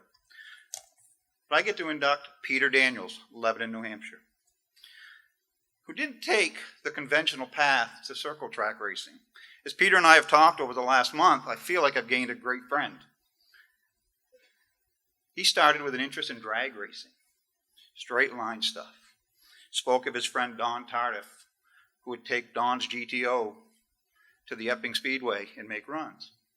He spoke of his own 1972 Nova that he had drag racing slicks for. As he said, well, really they were old asphalt slicks. Make some runs. He told me with his sweetheart, the deal with the 72 Nova, he hoped it didn't break because that was the ride home. Watching from the stands at Claremont Speedway, Peter with an interest with two friends, oh, man, I may be able to do this. After that, purchased a car from local racer Mike Brusso. Game was on. At the age of 26, Peter started a circle track career. As his competitive spirit grew, and maybe with some urging from a crew member and a friend, Tim White, I think Peter thinks Tim thought they ought to move up to pro stocks because Tim might have been tiring of fixing street stock fenders. I'm not sure. Peter says, I wasn't quite refined yet. Peter quickly became a front runner, claiming the Rookie of the Year. In the early 90s, after success at Claremont, Peter and his team ventured to the Busch North Series. Modest runs, learning along the way. Peter says we had a nice Dick Glines NRP car. We wrecked it. Bad. But they learned some stuff. They became better as a team. They were able to take things they learned and bring it back to Claremont, bring it back to their pro stock division. It taught Peter and team a lot of valuable lessons: patience, perseverance, finer points in preparation of a race car. Continuing with his pro stock career of racing at Claremont, Peter became even more successful. 5 championships followed: 93, 94, 96, 98, and 99. Pretty good in a period of time. Also during that venture, the local modified division, interest Peter and rides became available. First racing for Maine Hall of Famer Goodwin and Hannaford. Also racing for Chick and Dan Henry. At some point, the team, Peter's team, took the car under their own wing, moved it into their own shop. I think it was called the Round Barn. Peter won modified championships at Claremont in 99, 2001, 2002. Peter had assembled a team led by crew chief Jim Crowell that was determined, dedicated, and extremely committed to the 76 race car. Good fun fact, I got to stop, sorry Peter. The 76 also was the first number of our president, April May Preston, because of Peter Daniels. Peter would say of his team, his crew, Scott, I think I had the easy part. I just got to drive. The pinnacle of Peter's career came in 2002 when he clinched the NASCAR Weekly Racing Series National Championship. Historic achievement, testament to his skill, dedication, and mostly unwavering, as he would say, unwavering support of his team. Peter and his team, led by tech guru Jody, many Sundays, would gather together, follow the internet, but they were a team becoming aware of drivers across the country. Billy Tuckwell, Clint Boyer, how are they doing in their respective regions? How were the NASCAR National Weekly Points working out? In August of 2002, little story, little venture off here. This is what makes April nervous. One car owner brought in another driver. Peter asked, well, why? Guy says, somebody needs to beat you. Peter goes, well, I wish you wouldn't, but he did. Teddy Christopher showed up one night. The race starts. Peter's driving to the front.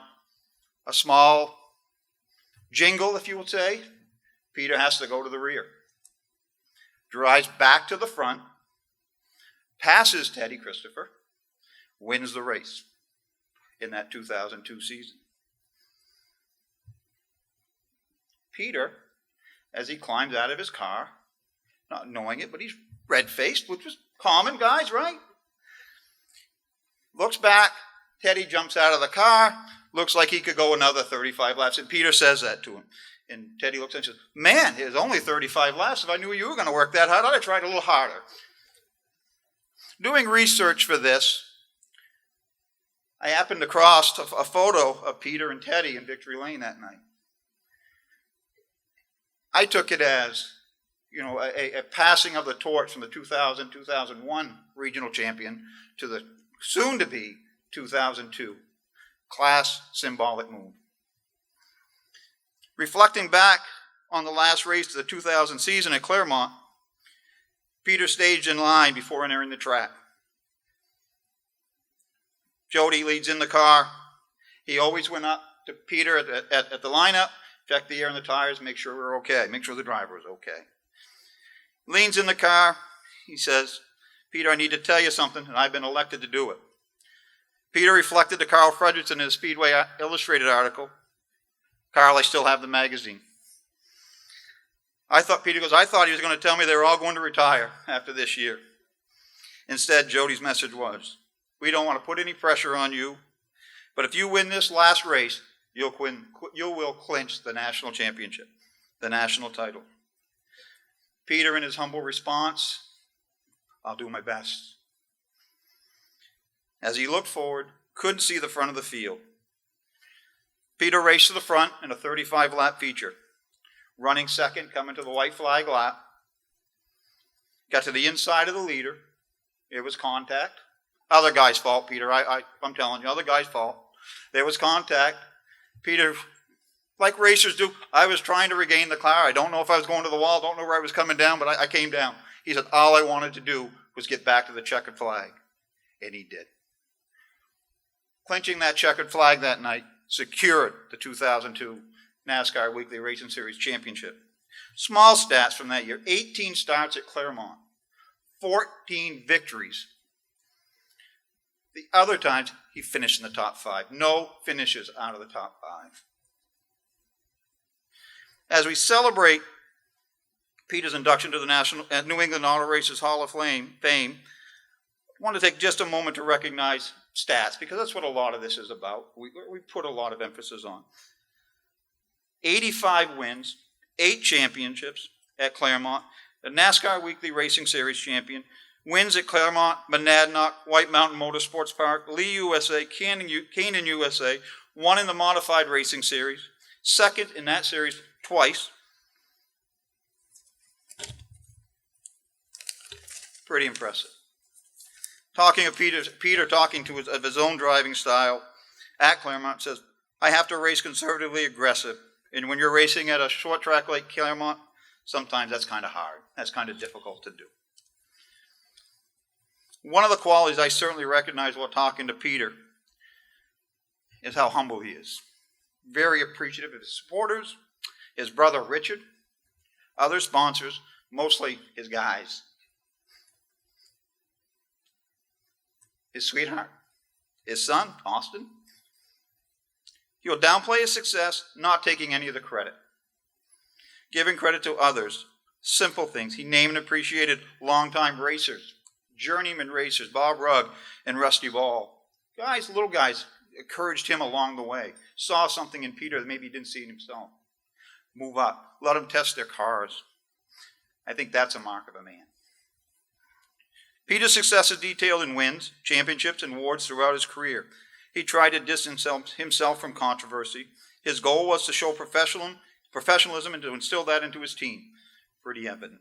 His determination, competitive desire, and racing resume sure make this Hall of Fame induction well-deserved. Ladies and gentlemen, please welcome me in joining 2000 New England Auto Racer Hall of Fame newest member, Peter Daniels. I want to thank Scott for the gracious introduction. I want to thank all in attendance this afternoon. I'm very humbled by the induction opportunity that I've been given. As I started to do some research on the near Hall of Fame and all the members that were previous members, current members, and a lot of the names I read were names that I have recognized for a number of years, and I guess I could say they were kind of my heroes. There were some pretty impressive names, pretty impressive stats, and pretty impressive presentations at the Hall of Fame. My speech may be a little bit drawn out. I may duplicate some parts that Scott mentioned, but here we go. I was bitten by the racing bug in the early 80s while watching a couple of close friends who had built a street stock to run at Claremont Speedway. And they both owned the car, they both worked on the car, they both raced the car, alternating weekends as they went throughout the season. I sat in the stands that day thinking, boy, that looks like a lot of fun. And I made the decisions to purchase a street stock car, well used, a little beat, from Mike Brusso. And I guess my career was started. My brother Richard, who had become my biggest supporter throughout my career, my brother, my mentor, and a lot of other things to me, he was very skeptical at first. Now, Richard weren't only my brother, but he was my boss. And I brought the race car into the shop one night to start working on it. I did not really ask his permission. I just thought I would probably see what his reaction was. He didn't say too much, but what he did say, he said, "Boy, I'm really concerned about that decision you made to buy that race car." But it wasn't long, and I started to win his side. So he told me it weren't the best idea buying a race car, and when he did say to me, he says, "Make sure that damn thing gets put out at night." So he would be proud to be with us here tonight. My brother passed away, well, nearly 3 years ago now.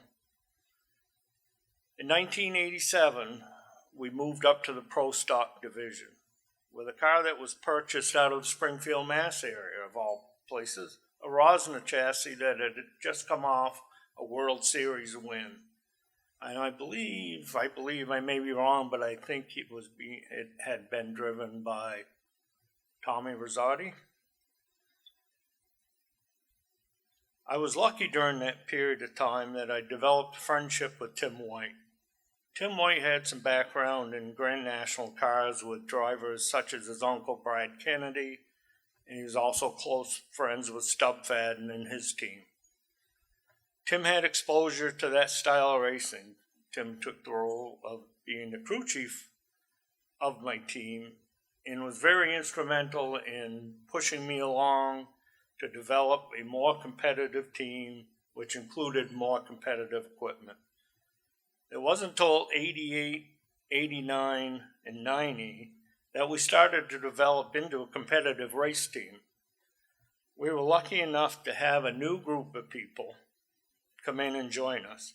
My niece Lynn, who was dating her future husband, Tim, had stopped by the truck shop one day to see her father. Just by chance, I asked her, would Tim have any interest possibly in helping us with our race car? She responded by telling me that he might have some interest, also mentioning that his cousin Jim Crowell might also be interested. Little did I know the amount of talent they would bring with them. Adding to the two new additions, a couple of their friends expressed some interest. Dave Lyman, Jody Perkins, David Griswold were constant features in the shop, pitching in and maintaining, repairing cars and equipment.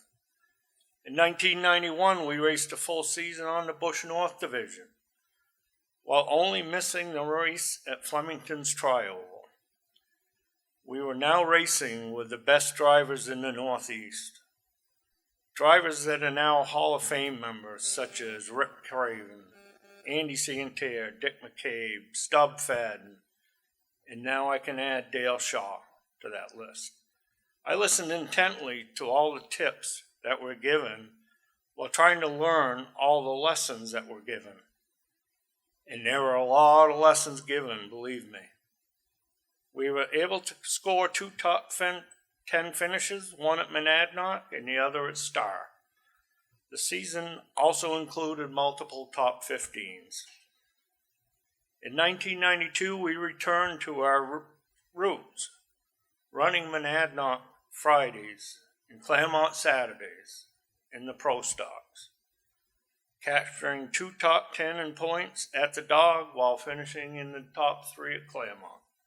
1993 onward, our team caught fire. While a majority of the time racing in Claremont, we captured multiple feature wins, Pro Stock championships in 93, 94, 96, 98, and 99. Keep in mind the wins came as we raced people such as Barry Messer, Hall of Famer Punky Karen, his cousin Guy Karen, and Roger Raymond in his Ford-powered Thunderbird, along with many other notable names. Also starting in 1994, I got the opportunity to pilot the beautiful black and orange 71 Maine owned by Goodwin and Ann Hannaford.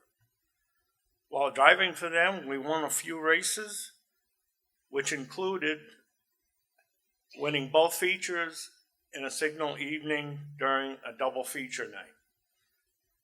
I will always remember the big smile on Goodwin's face running down to Victory Lane. 1997, while still piloting in the RSD Pro Stock, I moved to Chick and Don Henry's number 8 modified, another well-prepared Troyer with ample power under the hood. One of the highlights while driving the 8 mod was an opening night feature win, while previously in the same evening, we had scored a victory in our own RSD Sable & Sons Pro Stock. In 1999, with both a modified and a pro stock now in our shop, Jimmy and friends went to work to dial both cars into perfection. Now with reliable PCCW engines, it was a combination the competitors found hard to beat. We accomplished a feat to that day that has never been duplicated by winning the championship in the Pro Stock division along with the modified.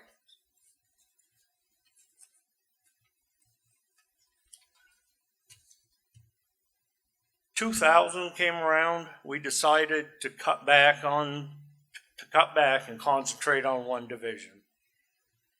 We scored multiple feature wins along with consistent finishes in the top 3 in our modified, but came up short, missing the championship by a few points, finishing second to Hall of Famer Dwight Jarvis. But the season was far from a failure, as Jim Crowell was recognized by NASCAR in True Value for winning NASCAR's New England Regional Crew Chief of the Year award. Thank you, Jim. Well, it was announced late in 2001 that the modifieds would become the feature division to accumulate NASCAR points, giving mod competitors an opportunity to compete with other drivers at different tracks for a piece of the National Point Fund. At the beginning of the season, our whole team came together to make it our goal to see just how high a point average we could obtain and maintain at the same time throughout the season. But we couldn't lose sight of the fact that to finish in the top in the national points, you also had to win the track championship at your home track. There were many requirements to reach the top. Competitiveness wins. Top 5s. Car counts, which could not be controlled. 20 to 24 cars a night would be the optimum. Most of all, you had to lead your track points.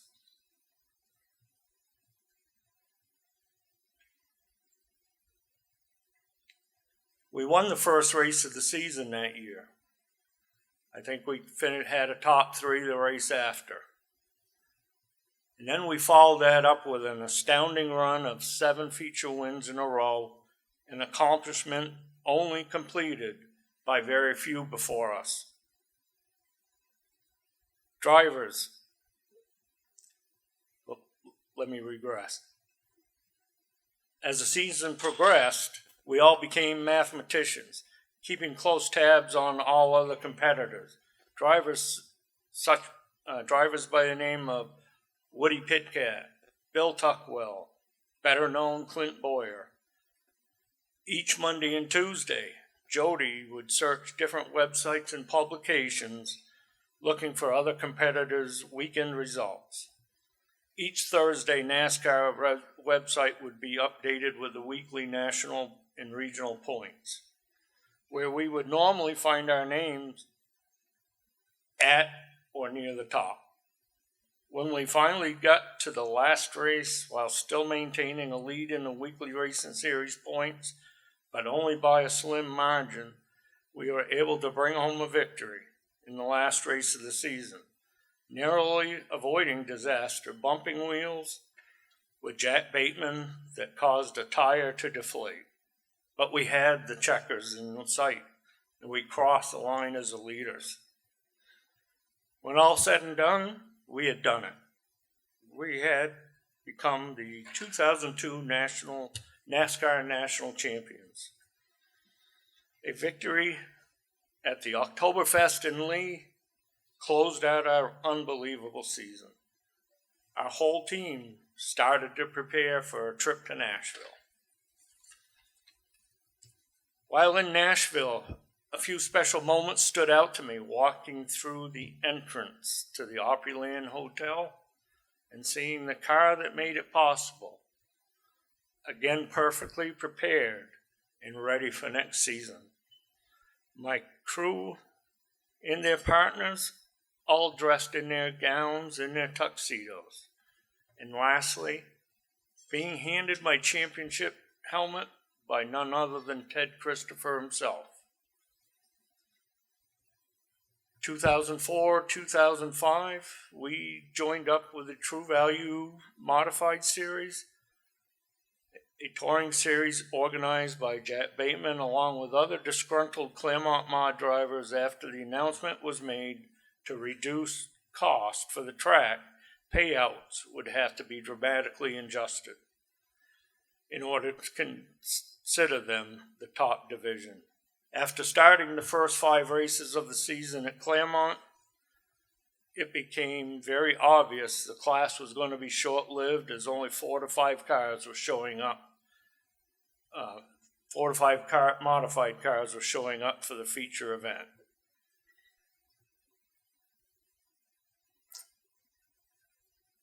So it didn't come to a surprise when the modified were done away with at Claremont. As we were able to start the season along with the modified racing series at the same time trying to get a season going at Claremont, we had accumulated points to start migrating quickly into the modified racing series.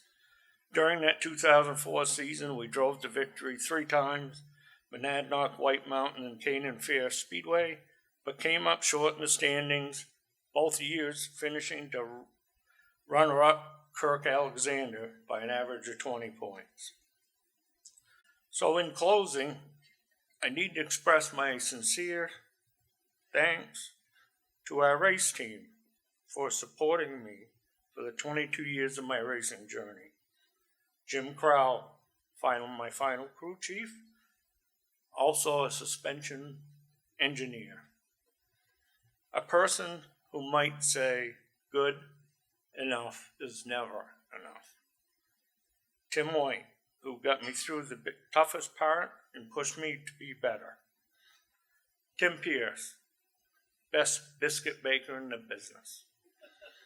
Dave Lyman, could that yardstick have been upside down, Dave? Thanks for the dry wit and the humor. Dave Griswold, a magician with a wrench. Jody Perkins, an expert with a tire gauge and a tape measure, and a damn good friend. Dylan Pierce, a real go-getter that would do anything you ask, but doesn't seem to like the taste of racing fuel. Chris Lyman, fastest man going to the racetrack, from the racetrack to the shop, to get more parts. But don't ask him how fast he went. I'd like to thank all the ladies that supported me over the years. Lynn Pierce, Carol Lyman, Beth White, Bonnie Laporte, Amy Frazier, and Delia Pierce. Thank you for sharing your partners with me. None of these accomplishments would have been possible without your support.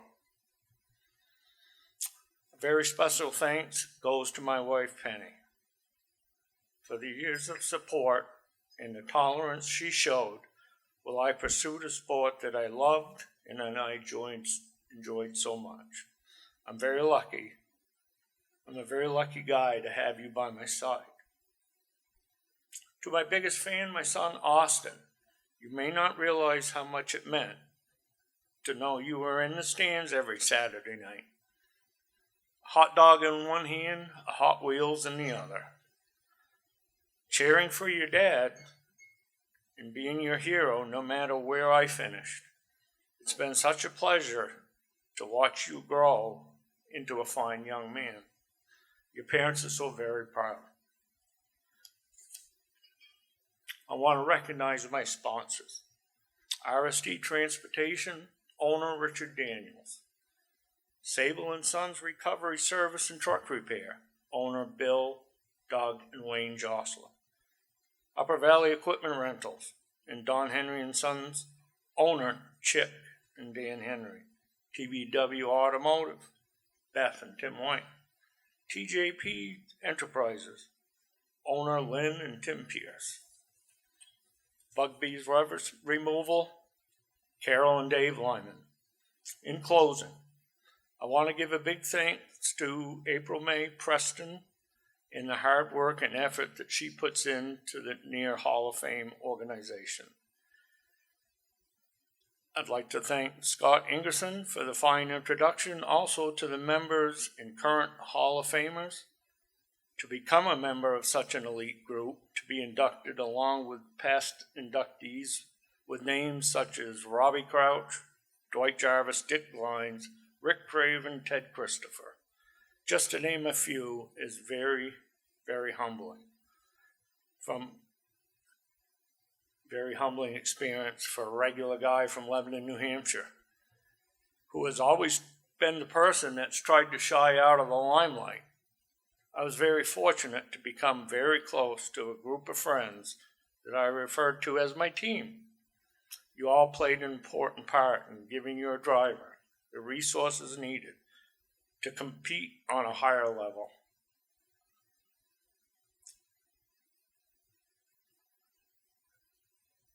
Thank you for all that. Finally, I thank my brother who is watching over us today. It was his desire, devotion, and drive that made it all possible to become the champions that we are. Thank you very much, and enjoy the rest of your day.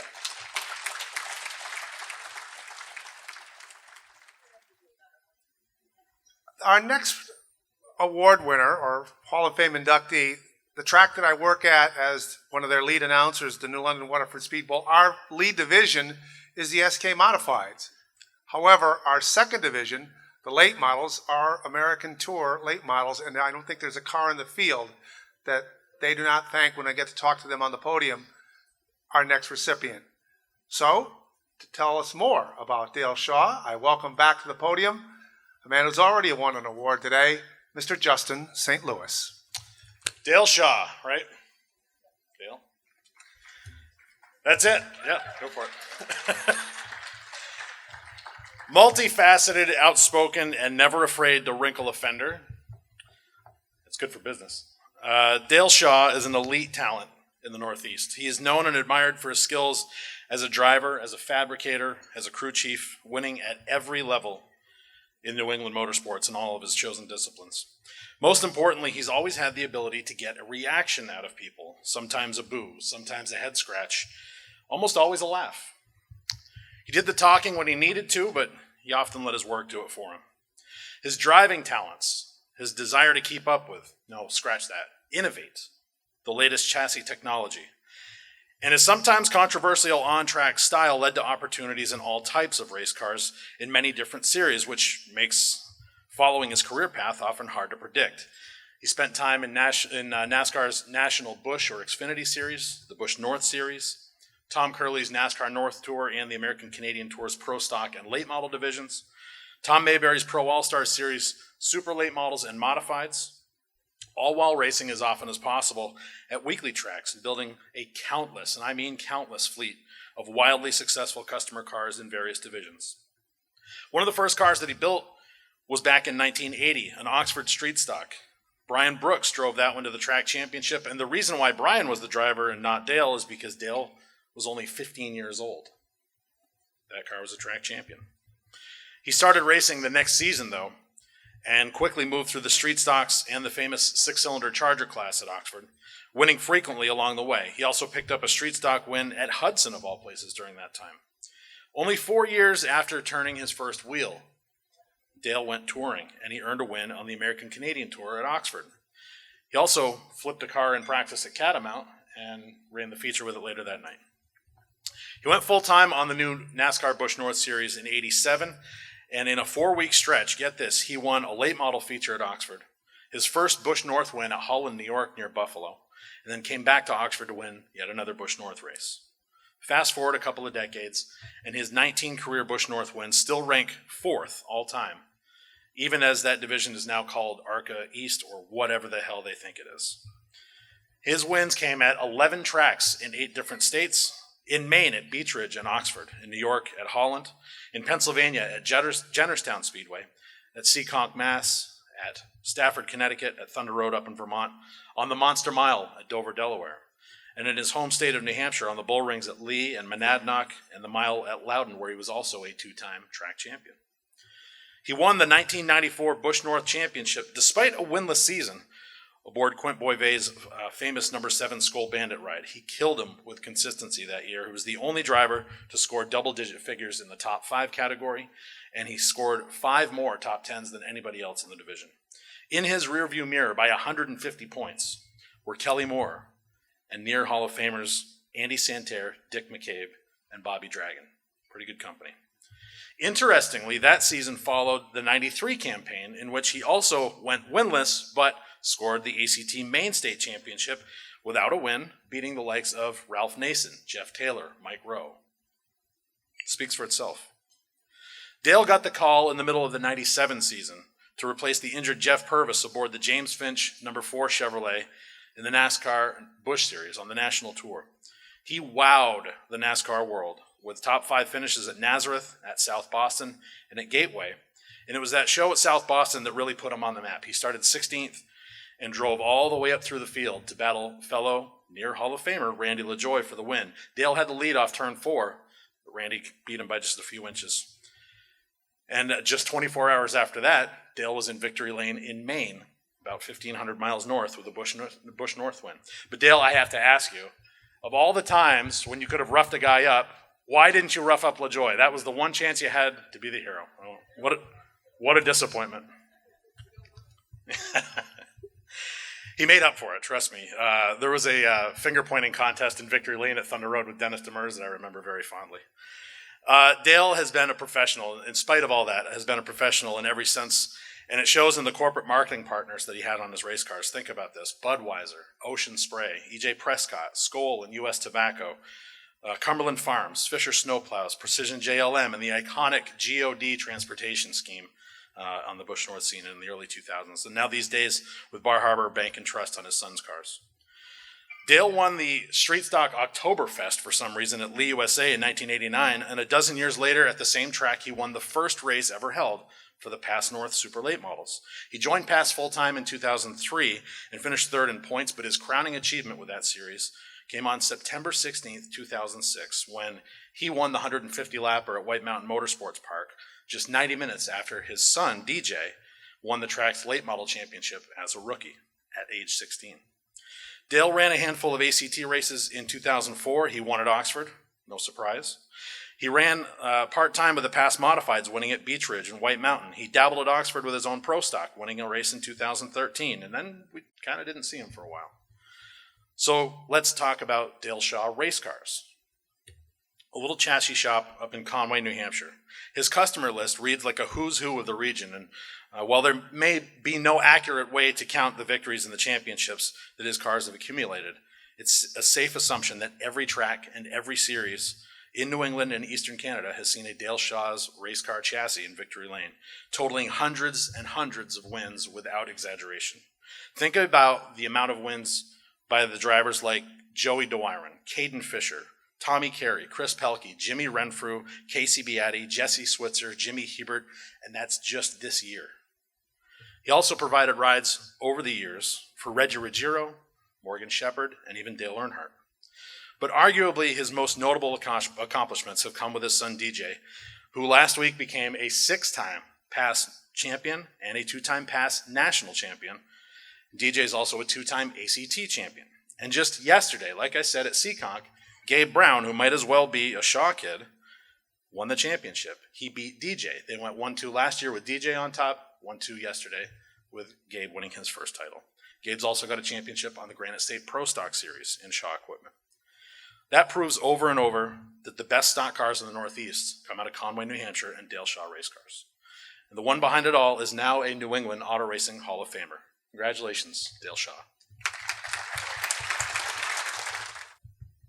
Thank you, Peter Daniels, for talking for so long so I don't have to. I appreciate that. I got one confession to make from that first year that Brian Brooks drove my race car. It was actually a report card related why I did not drive that year. My dad said, try a little harder next year, maybe we'll let you race. So definitely everybody has to have a good woman behind them. Without my wife behind me, Stephanie, she's done everything for me. I'm fortunate enough to come from old school enough that she took over where my mother left off, and I definitely appreciate it. Couldn't do it without her. And I get to live my dream now through Gabe and my son DJ. They do all the hard work. All I do is the work that they don't want to do now. And they win a lot more races than me. I'm really honored to be here, and I'm really nervous, so I'm going to call it at that. Thank you very much.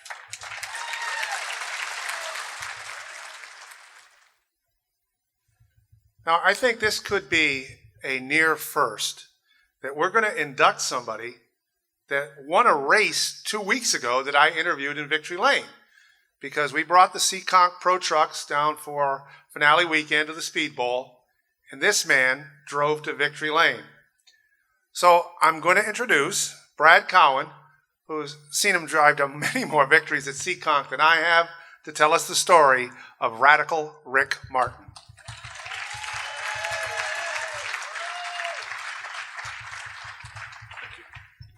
Good afternoon. Let me say it's an absolute honor for me to present a racer and a friend, Rick Martin, into the New England Auto Racing Hall of Fame. We have drivers in the Hall of Fame, we have car owners as well as fabricators in the Hall. We even have crew chiefs.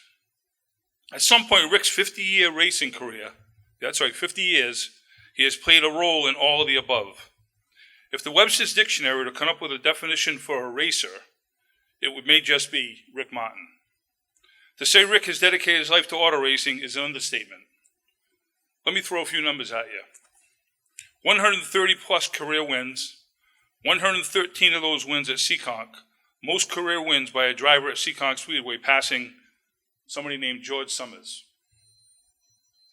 This included 8 DAV Classic wins, 16 wins at Thompson Speedway in a Pro Stock, 1 NEPSA Pro Stock win at White Mountain, 3 Pass Tour wins, White Mountain, Riverside, and Groveton Speedways, 1 Sport Truck win at New London Waterford Speed Bowl, as we just heard was just a few weeks ago, and 1 Busch North win, which was Rick's biggest back in 1987. Rick won the Busch North 150 lap race at Seekonk Speedway in his own home-built race car. He chose to start last and took home the $10,000 purse. Rick also has the following championships in his resume: 11 total track championships, 10 as a driver, 1 as a car owner, with Freddie Estelle winning the 2000 Seekonk Speedway Pro Stock Championship in a race car built by Rick in the garage. Of these 11 championships, they include 8 Seekonk Speedway championships with 4 Pro Stock championships in cars built by Rick, 4 Sport Truck championships with a 2010 truck built by Rick, as well as 2 Thompson Speedway Pro Stock championships. With the 2024 racing season behind us, at 66 years young, this past racing season, Rick added 4 more Sport Truck wins, along with 1 more Seekonk Speedway Sport Truck Championship, making it 3 in a row, all while being one of the most popular drivers. While we're at it, let's throw in the 2024 Advanced Auto Parts NASCAR Northeast Regional Division 4 Championship. In what may be his final year in the Pro Stock, Rick also managed to finish in the top 10, bringing home an 8th place finish. To top it off, Rick was also inducted into the Seekonk Speedway Wall of Fame in September of 2024. What a year 2024 was for Rick. Rick began his racing career back in 1974, and it was in 1979, on Mother's Day, that Rick won his first race in the cadet division, and he would go on to win 2 more that year. Rick basically grew up at the racetrack as his father, Joe, who can still be seen in the pits today, usually trying to get phone numbers. True, right? Turned laps at Seekonk from 1954 to 1977, and at just 6 months old, Rick's mom, Marilyn, would pack Rick and his stroller up in a family car and make their way to Seekonk to watch the dad race. His mom would later be known to supply Rick Martin fans with hats, shirts, banners, and horns, creating one of the biggest fan clubs at the Speedway. I would be remiss, though, if I didn't mention that in his younger days, Rick also holds the record for the most times thrown out of Seekonk Speedway by D. Anthony Vendetti, up to and including lifetime bans. Actually, it's in folklore that some of Rick's fans wouldn't know he was racing until the actual heat race started, and he had to start in the rear. But it was no secret that Rick held a special place in the hearts of D. Anthony and Irene Vendetti. Who couldn't love that kid that built a race car with little money, yet often found himself in the winner's circle? At the racetrack, there are not many things more important to Rick than winning. With this said, his fans, along with the racing youth movement, could very possibly trump winning to him. Rick truly loves interacting with his fans, and as for the youth movement, Rick, along with one of his major sponsors, Brightman Lumber, have helped in sponsoring the Bandolero division at Seekonk Speedway, presenting the Youngest Driver Award at the end of the season. In 1987, Gene Ribello from Speedway Scene wrote this about Rick. While some don on a fire suit and go out for a Saturday night ego ride, Ricky straps himself in the car for a race. When Martin does so, he does so to win. That's what he left the garage for, that's what he built the race car for, and that's why he races in the first place. That's what separates racers from drivers and men from boys. With that said, a quiet man off the racetrack, yet a tiger on a racetrack. Ladies and gentlemen, at this time, please welcome to the podium a winner, a champion, a true racer, and a friend, 2004 New England Antique Auto Racing inductee, Radical Rick Martin. Well, thanks, Brad, for all that, so I don't have to do it. I'm going to make this short and sweet. I was just a kid that wanted to race 50 years ago. It got a little expensive collecting speeding tickets going up and down the avenue with my buddy DeGasto with our Camaro, so it was cheaper to go race. We bought like a $50 car, went out there and just wanted to try it. And 50 years later, here I am. I caught the racing bug like most of you all have. So, I mean, with that, like Justin said earlier, nobody gets rich doing this. It's not a money-making sport, but the people I've met along the way, I mean, I feel rich beyond words. I mean, all my friends, 2 tables that showed up, drove over 2.5 hours to come here and see me. Yeah, 2.5 miles. It would have been worth it. I mean, without these people all the way along, I mean, that's what kept me going. Plenty of times I just was ready to bail out and somebody else would come up and say, hey, let's try this. Let's, try it a little longer. And they just kept me going. In 50 years, we're still going at it and going to try it again next year. And that's about it. I just want to thank everybody. It's an incredible honor to be here. I really don't feel deserving of all the people I've looked that's in here, but I guess 50 years I put my time in. So thank you all very much, and hope to see you again.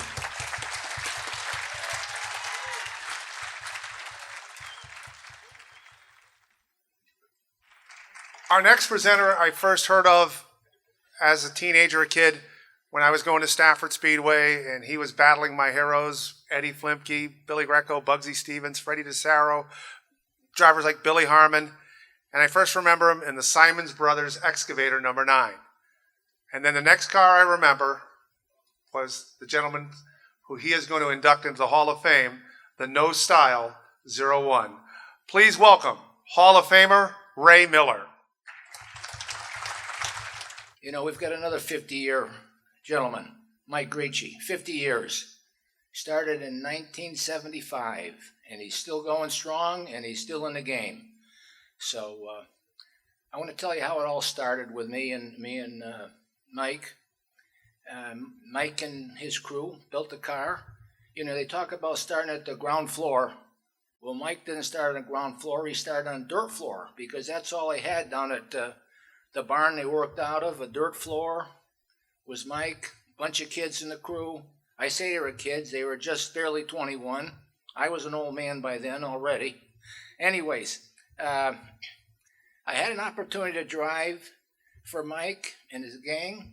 To be honest with you, I was a little reluctant. Here's a kid, 21. We're not starting in. He's not starting out in the lower levels. He's starting right off in modifieds. And where's he running? Running with the best everywhere. It's Malta, Thompson, Stafford, Riverside. Even went to Poconos. Raced one time at Dover Downs. Modifieds were down there. Martinsville, Virginia, our favorite trip, going to Martinsville. What a blast. So I had the opportunity to drive, and I was reluctant. What are they going to do? So he was running with a fellow, only a part-timer for him was Sonny O'Sullivan. They were running up at Malta this Friday night. Now, Malta Speedway was the heyday of racing in the mid-'70s. Stafford was running head-to-head with Riverside Park. So that left all the New England drivers a chance to go to Malta. So you had the best of New England in Malta, the best of New York at Malta. Heavy duty hitters there. So I'm going to go up and I'm going to scope out Mike Richi's 01 and see what we've got. To my surprise, the 01 was right in the heat of the battle. It wasn't in the back, it wasn't running up front, but it was running strong and running good.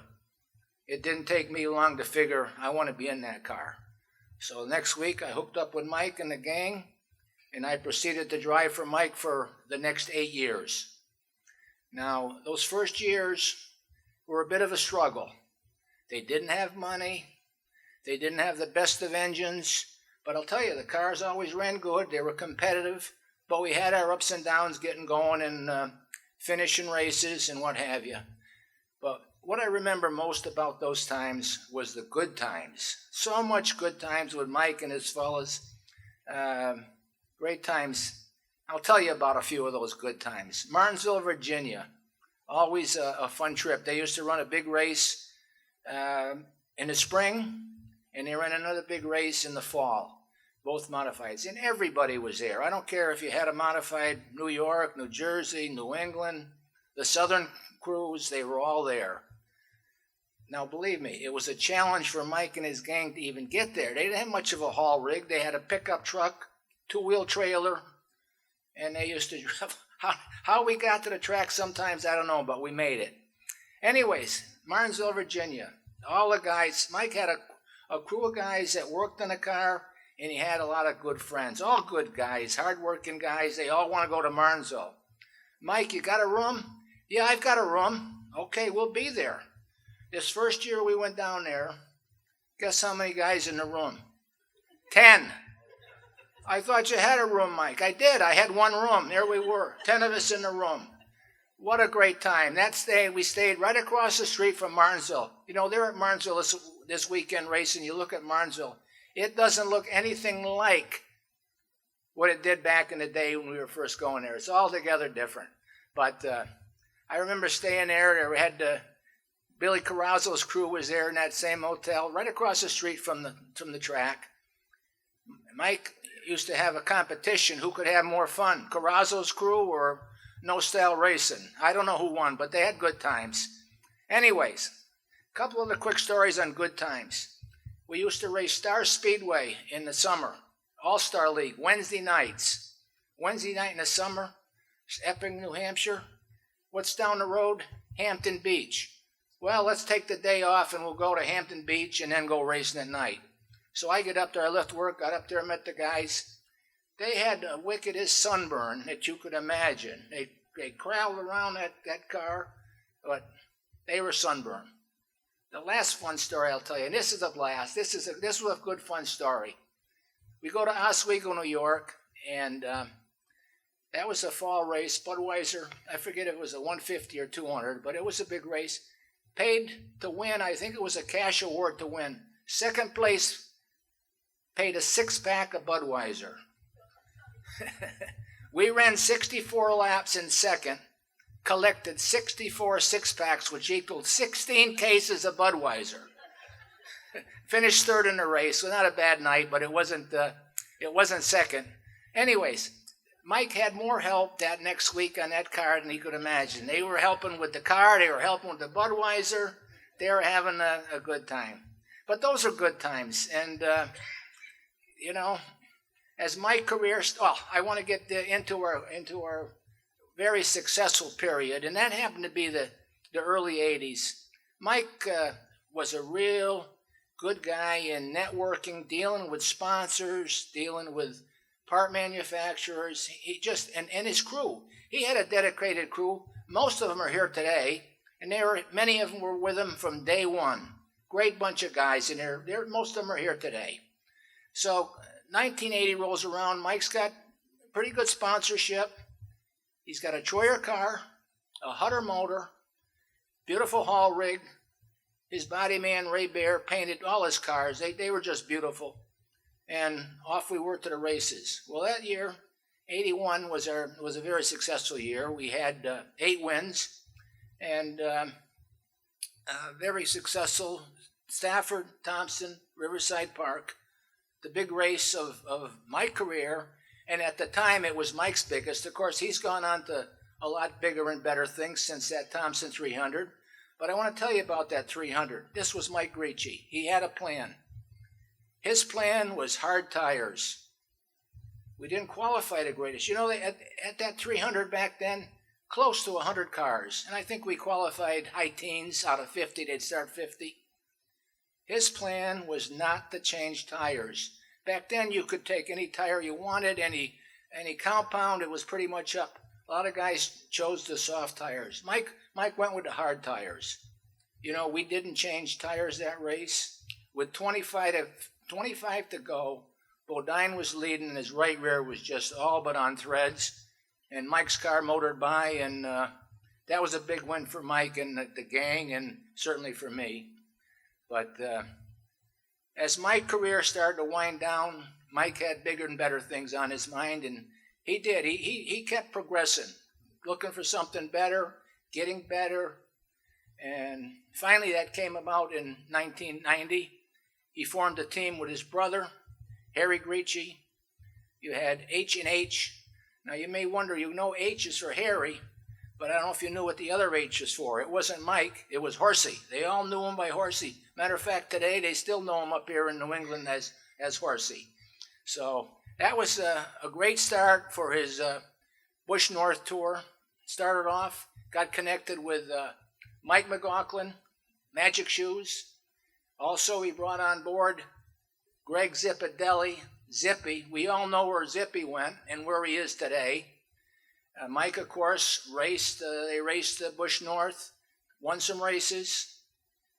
Mike used that. He was great on long races. His strategy, it worked for me. It worked for his other drivers, and they had a good couple 3 years. Went along, and finally his big success came, and that was with Mike Stefanik. Mike Stefanik bought Burnham Boilers as a sponsor. Ray Bear still painting the cars beautiful as always, the full deal, and they went racing. They ended up with 2 championships, Bush North championships.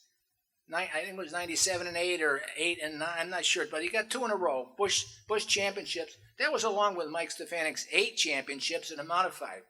I love the picture. I love the picture of Mike when he stands. See his hands. He's got 10 championship rings on his fingers. 2 of those are from Mike Richi and the Bush car. 10 championships, all with the rings. But those were great years. But as Mike's friends moved south, I think the chance of the big money down there was, or bigger money at the time, was down south. In 1999, he followed Zipadelli down. Mike McLaughlin was down there, and so many people from the Northeast were going south and making a living of it. And Mike went down there. He got hooked in with Andy Santerre. Andy got hurt right off the bat, broken leg, and set him back. And they ran a team with different drivers. Andy got healed up, finally came back. Andy won Mike's first Grand National race at Pikes Peak, and went from there. Mike was, you know, what Mike was key about was putting a team together. These younger drivers, he had so many younger drivers that he brought along through the development deals. Earnhardt had a development deal. Michael Waltrip had a development deal. And Mike was there, crew chiefing and working the development. And just every year was getting better for Mike. And finally, Mike got a managerial job with Hattori, the truck people. The number 16 truck, was able to grab a championship with Brett Moffitt. And, I mean, he was on his way. And you know about Mike, I love about Mike, Mike didn't jump in front of the camera. I followed Mike's career, and I try to look for a picture of him in Victory Lane. Mike was a behind-the-scenes guy, making it happen, making sure things were right. And that's how Mike was. From the truck team, he got hired over at Spirey, general manager. Up and growing cup team, truck team. They seem to be well on their way of being a successful team. They are successful. It's tough. It's tough going against Gibbs, Hendricks, Stewart, who you know the heavy hitters. Well, they're making inroads. They had 3 cars in the top 10 at Watkins Glen. They just set, I don't know if you people follow on the site something, and I was surprised to see they just turned the fastest pit stop in the history of NASCAR.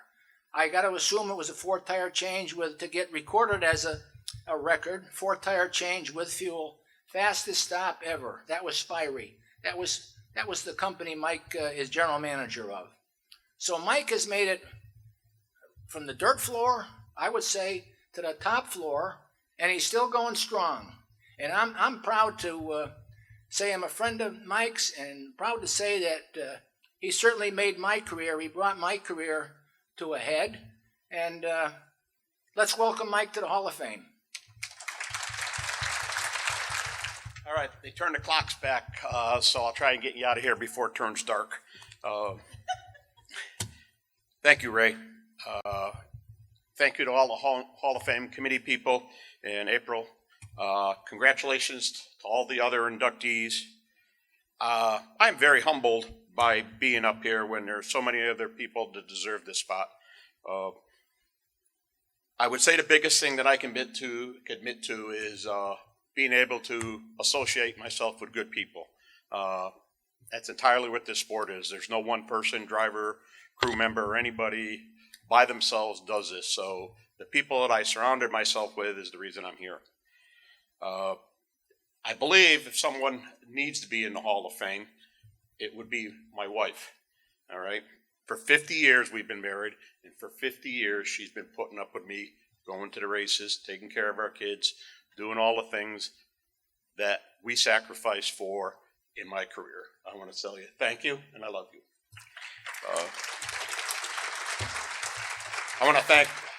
My daughter can't be here, and my son can't be here. They're both different parts of the country, but they're a big part of our racing career. As I went through, we took them to all the races. My daughter has 2 daughters, Harper and Haley, and my son has 2 boys along with his wife Jamie, which is McCoy and Wesson. And if you know what a 5-year-old and a 7-year-old boy is like, it's pretty crazy and it's pretty fun. Ray started on the deal, and I'm not going to take a lot of time to go through all this stuff and double it up. And we started building them cars in 1973, and it was an old barn where cows actually pooped and peed and everything else in a dirt floor. So when we took that first one, it was 3 guys knew nothing about racing: Steve Ludorf, Paul Bennett, and myself. We just thought, hey, we don't know anything about racing. We don't have any money, and Dick Armstrong program is pretty good, and that was his own program there with New Style Racing, and we said, let's just call ourselves No Style Racing, and that's pretty much where we were. The one story I would like to share, when Ray won the Thompson 300 there, which is correct, we did go to the harder tire, which was a choice we didn't talk about a lot. We just said, well, that's what we're going to do. The funny thing about it is when you race Thompson, it's always usually a 2 or 3 day deal. So we decided Saturday night after our day of being at the racetrack, we'll party. Compton Clubhouse is awesome to party at, if anybody's been there, and they realize that. So we partied probably a little too much, and 4 or 5 of us slept out on the putting green. And when we woke up in the morning, we're in a bad spot right now. So we said, boy, we need a shower. We slept on the putting green. I guess we can use the clubhouse showers. So we went in there and we used, and I wish Bones was here because he was one of the culprits with me and with some of our guys. We went in and showered and got all showered, and there's no towels. You ever seen them little brown paper towel dispensers? You pull one at a time down. Well, here's 5 guys in there. Don Honig comes in. What the hell is going on in here? Well, Don, we did sleep out on the putting green. We figured we were entitled to the showers, and he wasn't very happy with that. We go on to win the race, and Don Honig's got to present the trophy to us and the money. Now he's really angry. So, and back in the day, which was really, and I know what we race against right now, dollars and cents wise, I'd go to the back window at the Thompson Clubhouse, and they'd pay you in cash to win that race. And I know what you guys go through now, and all $12,000 in cash given to you in the back window. You guys don't get the race for that. I don't understand how this has all come about the way it is, but it is. My brother did start H&H Motorsports, and that is my nickname, Horsey. I have a big head, so if you can notice that. So I've had so many great drivers, and that's what it's about, you know, drivers and people and crew members. When we went to, with Mike McLaughlin, when we went to New Hampshire, he was the first combination driver to win the modified race and the Busch North race on the same day. That was Coors Extra Gold. To have a major sponsor like that and to win a race like that is phenomenal. That sponsorship was brought to me by Ralph Stapello and Mike Kaminsky from AMG, who I'm forever indebted to. They couldn't be here because of illnesses, and that's the same situation with my brother Harry and his wife Shelley. Because of illnesses, they're not here. Otherwise, it'll have been here. After, in 1995, I was able to keep H&H Motorsports going and get Mike Stefanik to drive for us, who is, as you know, probably one of the best drivers we've ever been associated with. Mike McLaughlin did an excellent job. Mike Stefanik was always at the shop, stayed overnight at the house, did all the things he was supposed to. Not only was he an excellent race car driver and everything else he did, he was also a tremendous friend, and we truly miss him. In 1999, I was able to get a second chance with Andy Santerre because I really goofed the first one up, okay? And that was all on me. I was able to get down there. Andy called me, come on down, help me get this thing going, and we did.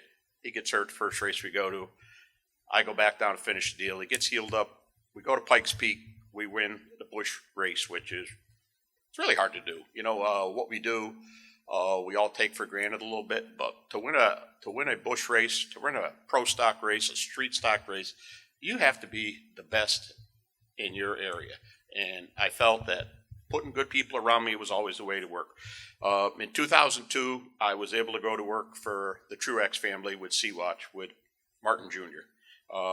We won up here. We raced, I don't know how many different times they've changed the name, but I still believe it was the Busch North.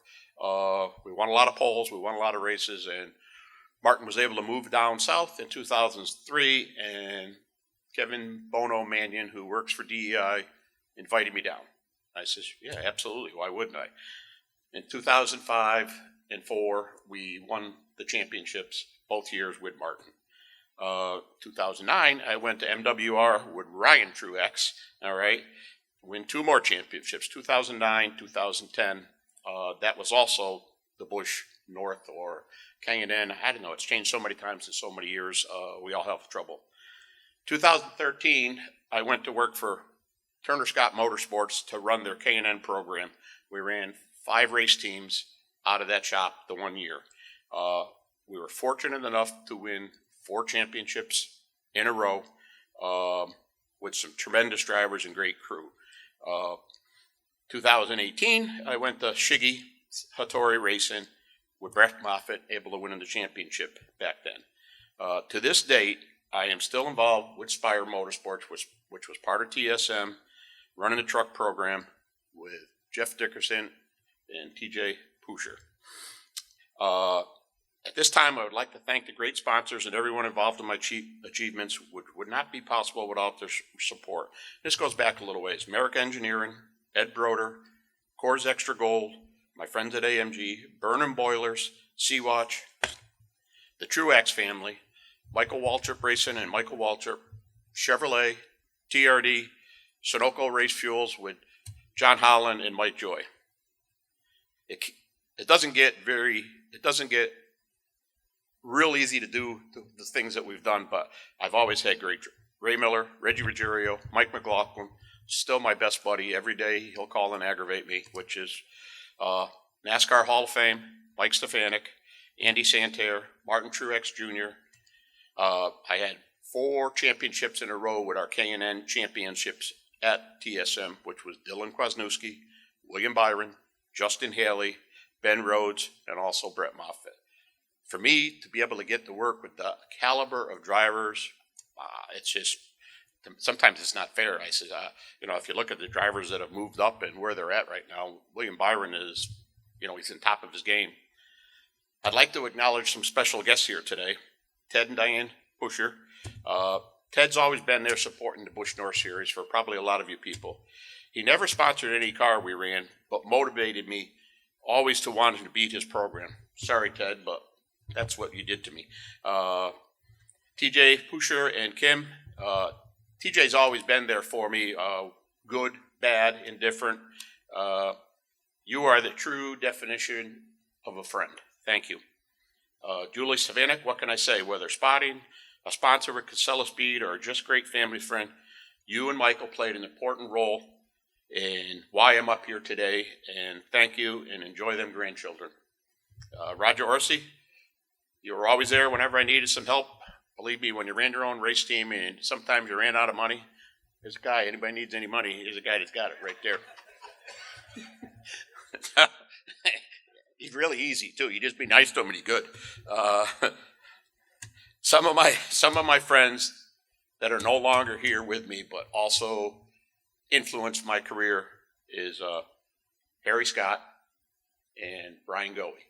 They're no longer with us. I miss them, but they were a tremendous influence on my life and my career.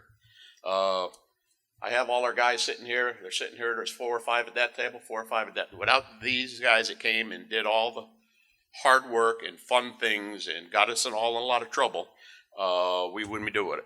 I'd like to thank some of the guys that aren't here: Greg Zippodelli, Scott Zippodelli, Rick Kennedy, Danny Rosato, Rich Burdoff, Ryan McLeod, and Dustin Onenfrack. I looking around this room, there's someone or something that I might be forgetting, so I'm going to use this as an excuse. The older we get, our memory is just one of the things that gets shorter, okay? With closing on this, and Life's So Lucky, let's take a minute to think about how the people in the North Carolina Western Mountains are suffering, the people in Florida. I am very fortunate in my life, but I think about all the people that don't have it as good as I have it. So I would say if someplace we can say a prayer for some people that aren't as fortunate. I have one other thing. The NASCAR Craftsman Truck Series is coming back to race at Lime Rock Park. All right. I've pushed for this to get our national series back to Lime Rock, back in New England. They're going back to New Hampshire also. All I would ask is, since we're all here from New England, basically, that maybe we support that, because having the ARCA series back there for a race and having the truck series, put some national series racetrack back in New England is going to be very good. And the trucks have never raced at Lime Rock. To go and race at Lime Rock is going to be unique, to say it. It's a narrower road course, but it's going to be fun. I have nothing else, and I wanted to say thank you to everybody, and God bless. And obviously the holidays are coming. Enjoy. Thank you.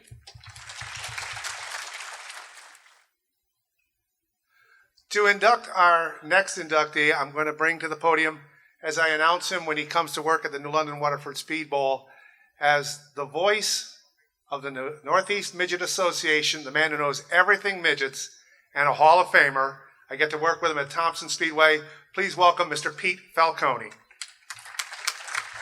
Well, like so many of us in the room today, our racing careers were shaped by our parents, in particular, our fathers. In the case of Bobby Seymour, son of the great Boston Louis Seymour, he had a legendary career to live up to, and man, has he ever. With Boston as his mentor, not only did Bobby learn how to wrench intricate race cars, but he also learned what it meant to be a mentor himself, and we'll get into that in a few minutes. But for Bobby and his siblings, racing began at a small, homemade oval hewn out of land at near a runway at the Marlborough, Massachusetts airport.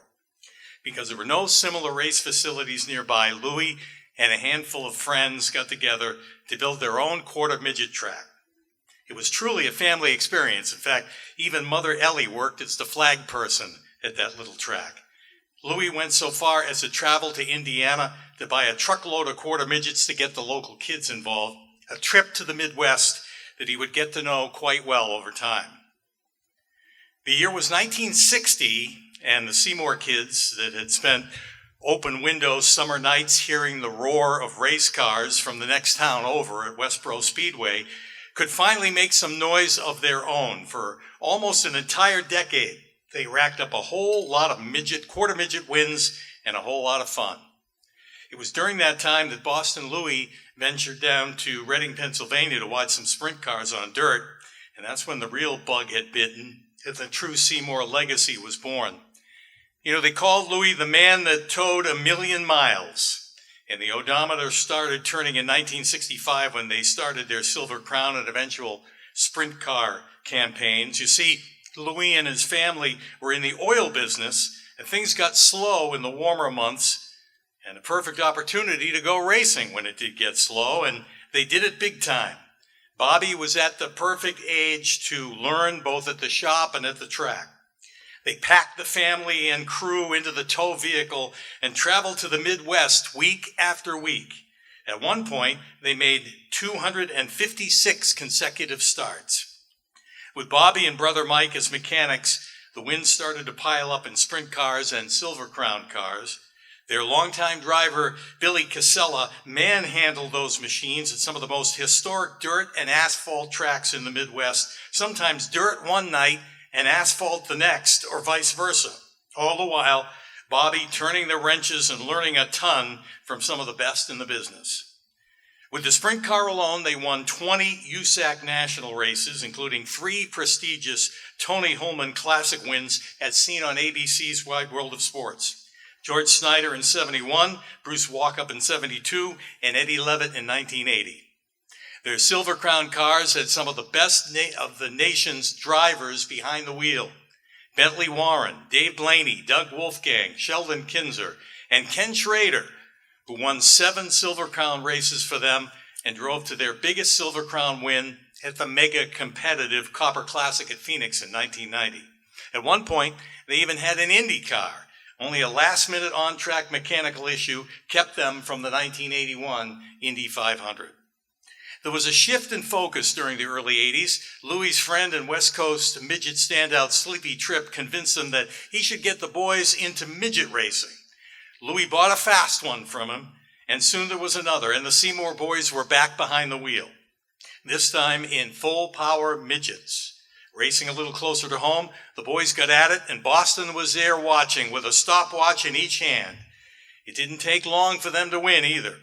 Between 1982 and 2002, Bobby had 23 NEMA wins and the 1987 NEMA Championship, as well as 4 ARDC wins.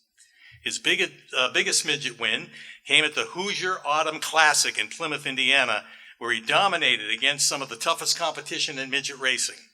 His most memorable win, he will tell you, was in 1999 when he won the Boston Louie Memorial Classic, a race that he and his family had put together to honor their father who had passed away in 1996.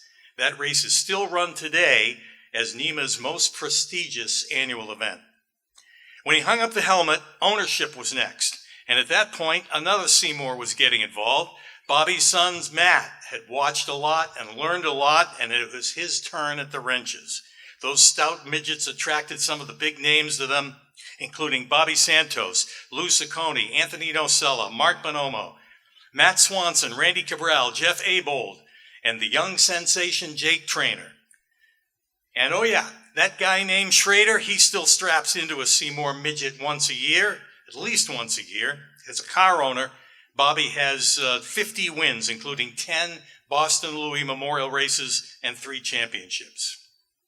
Bobby was the president of NEMA in 1994, organized and promoted the Racers Expo from 1997 to 2010, which was a great off-season event that brought together both competitors and fans. And since 1992, he's been the owner of the nationally known Seymour Performance Products, located at the same garages as all those winning race cars. But Bobby will tell you that his biggest career accomplishment is being a mentor. One of Bobby's big influences was Lee Osborne of Jamestown, Indiana. Ozzie built some of the sprint cars for the Seymour family.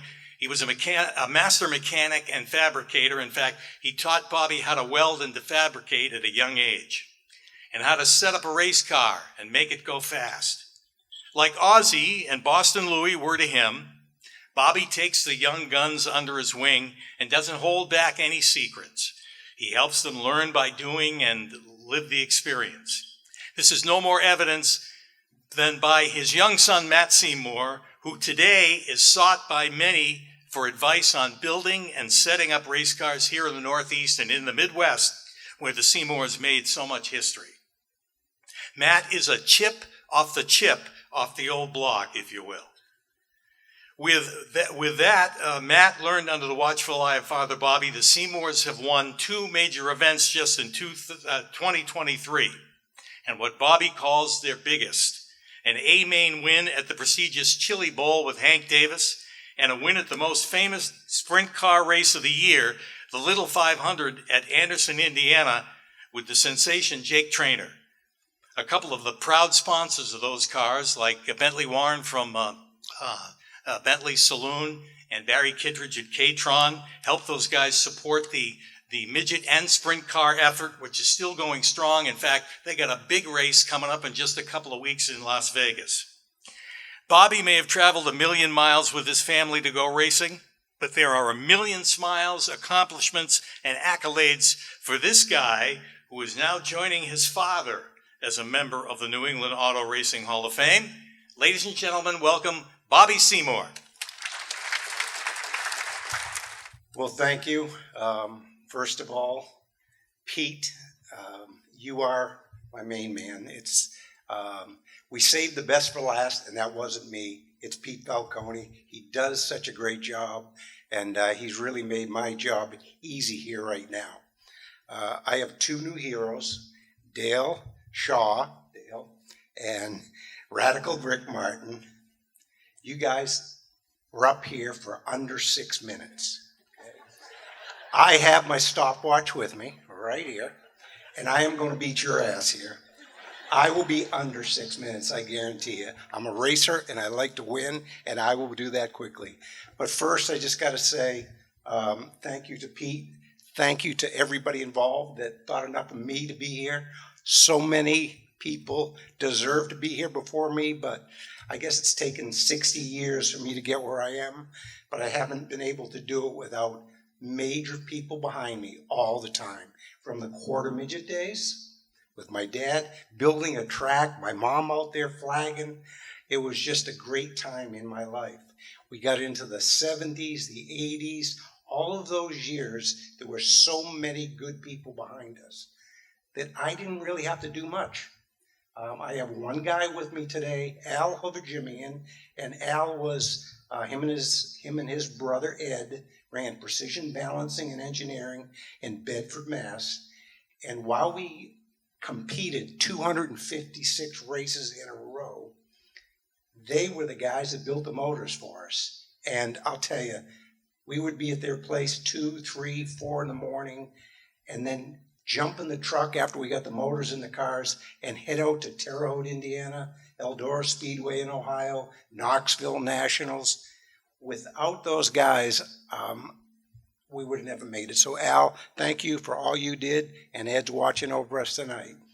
I really think that the rest of it, Pete has really told the story a lot better than I can, but very thankful for everybody here, and we're going to keep racing, keep this thing going.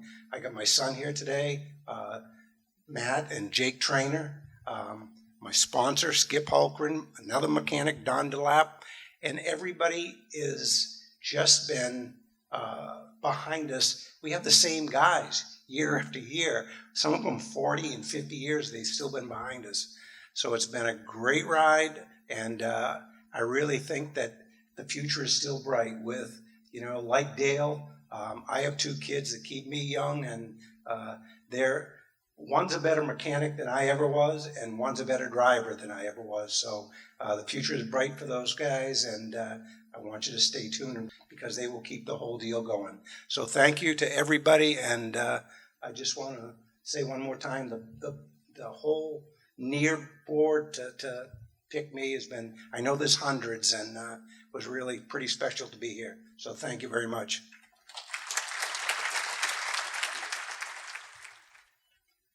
Thank you, everyone, for attending. I look forward to seeing you next racing season and next fall here as we induct another class into the New England Auto Racers Hall of Fame. Have a great holiday season, and so long.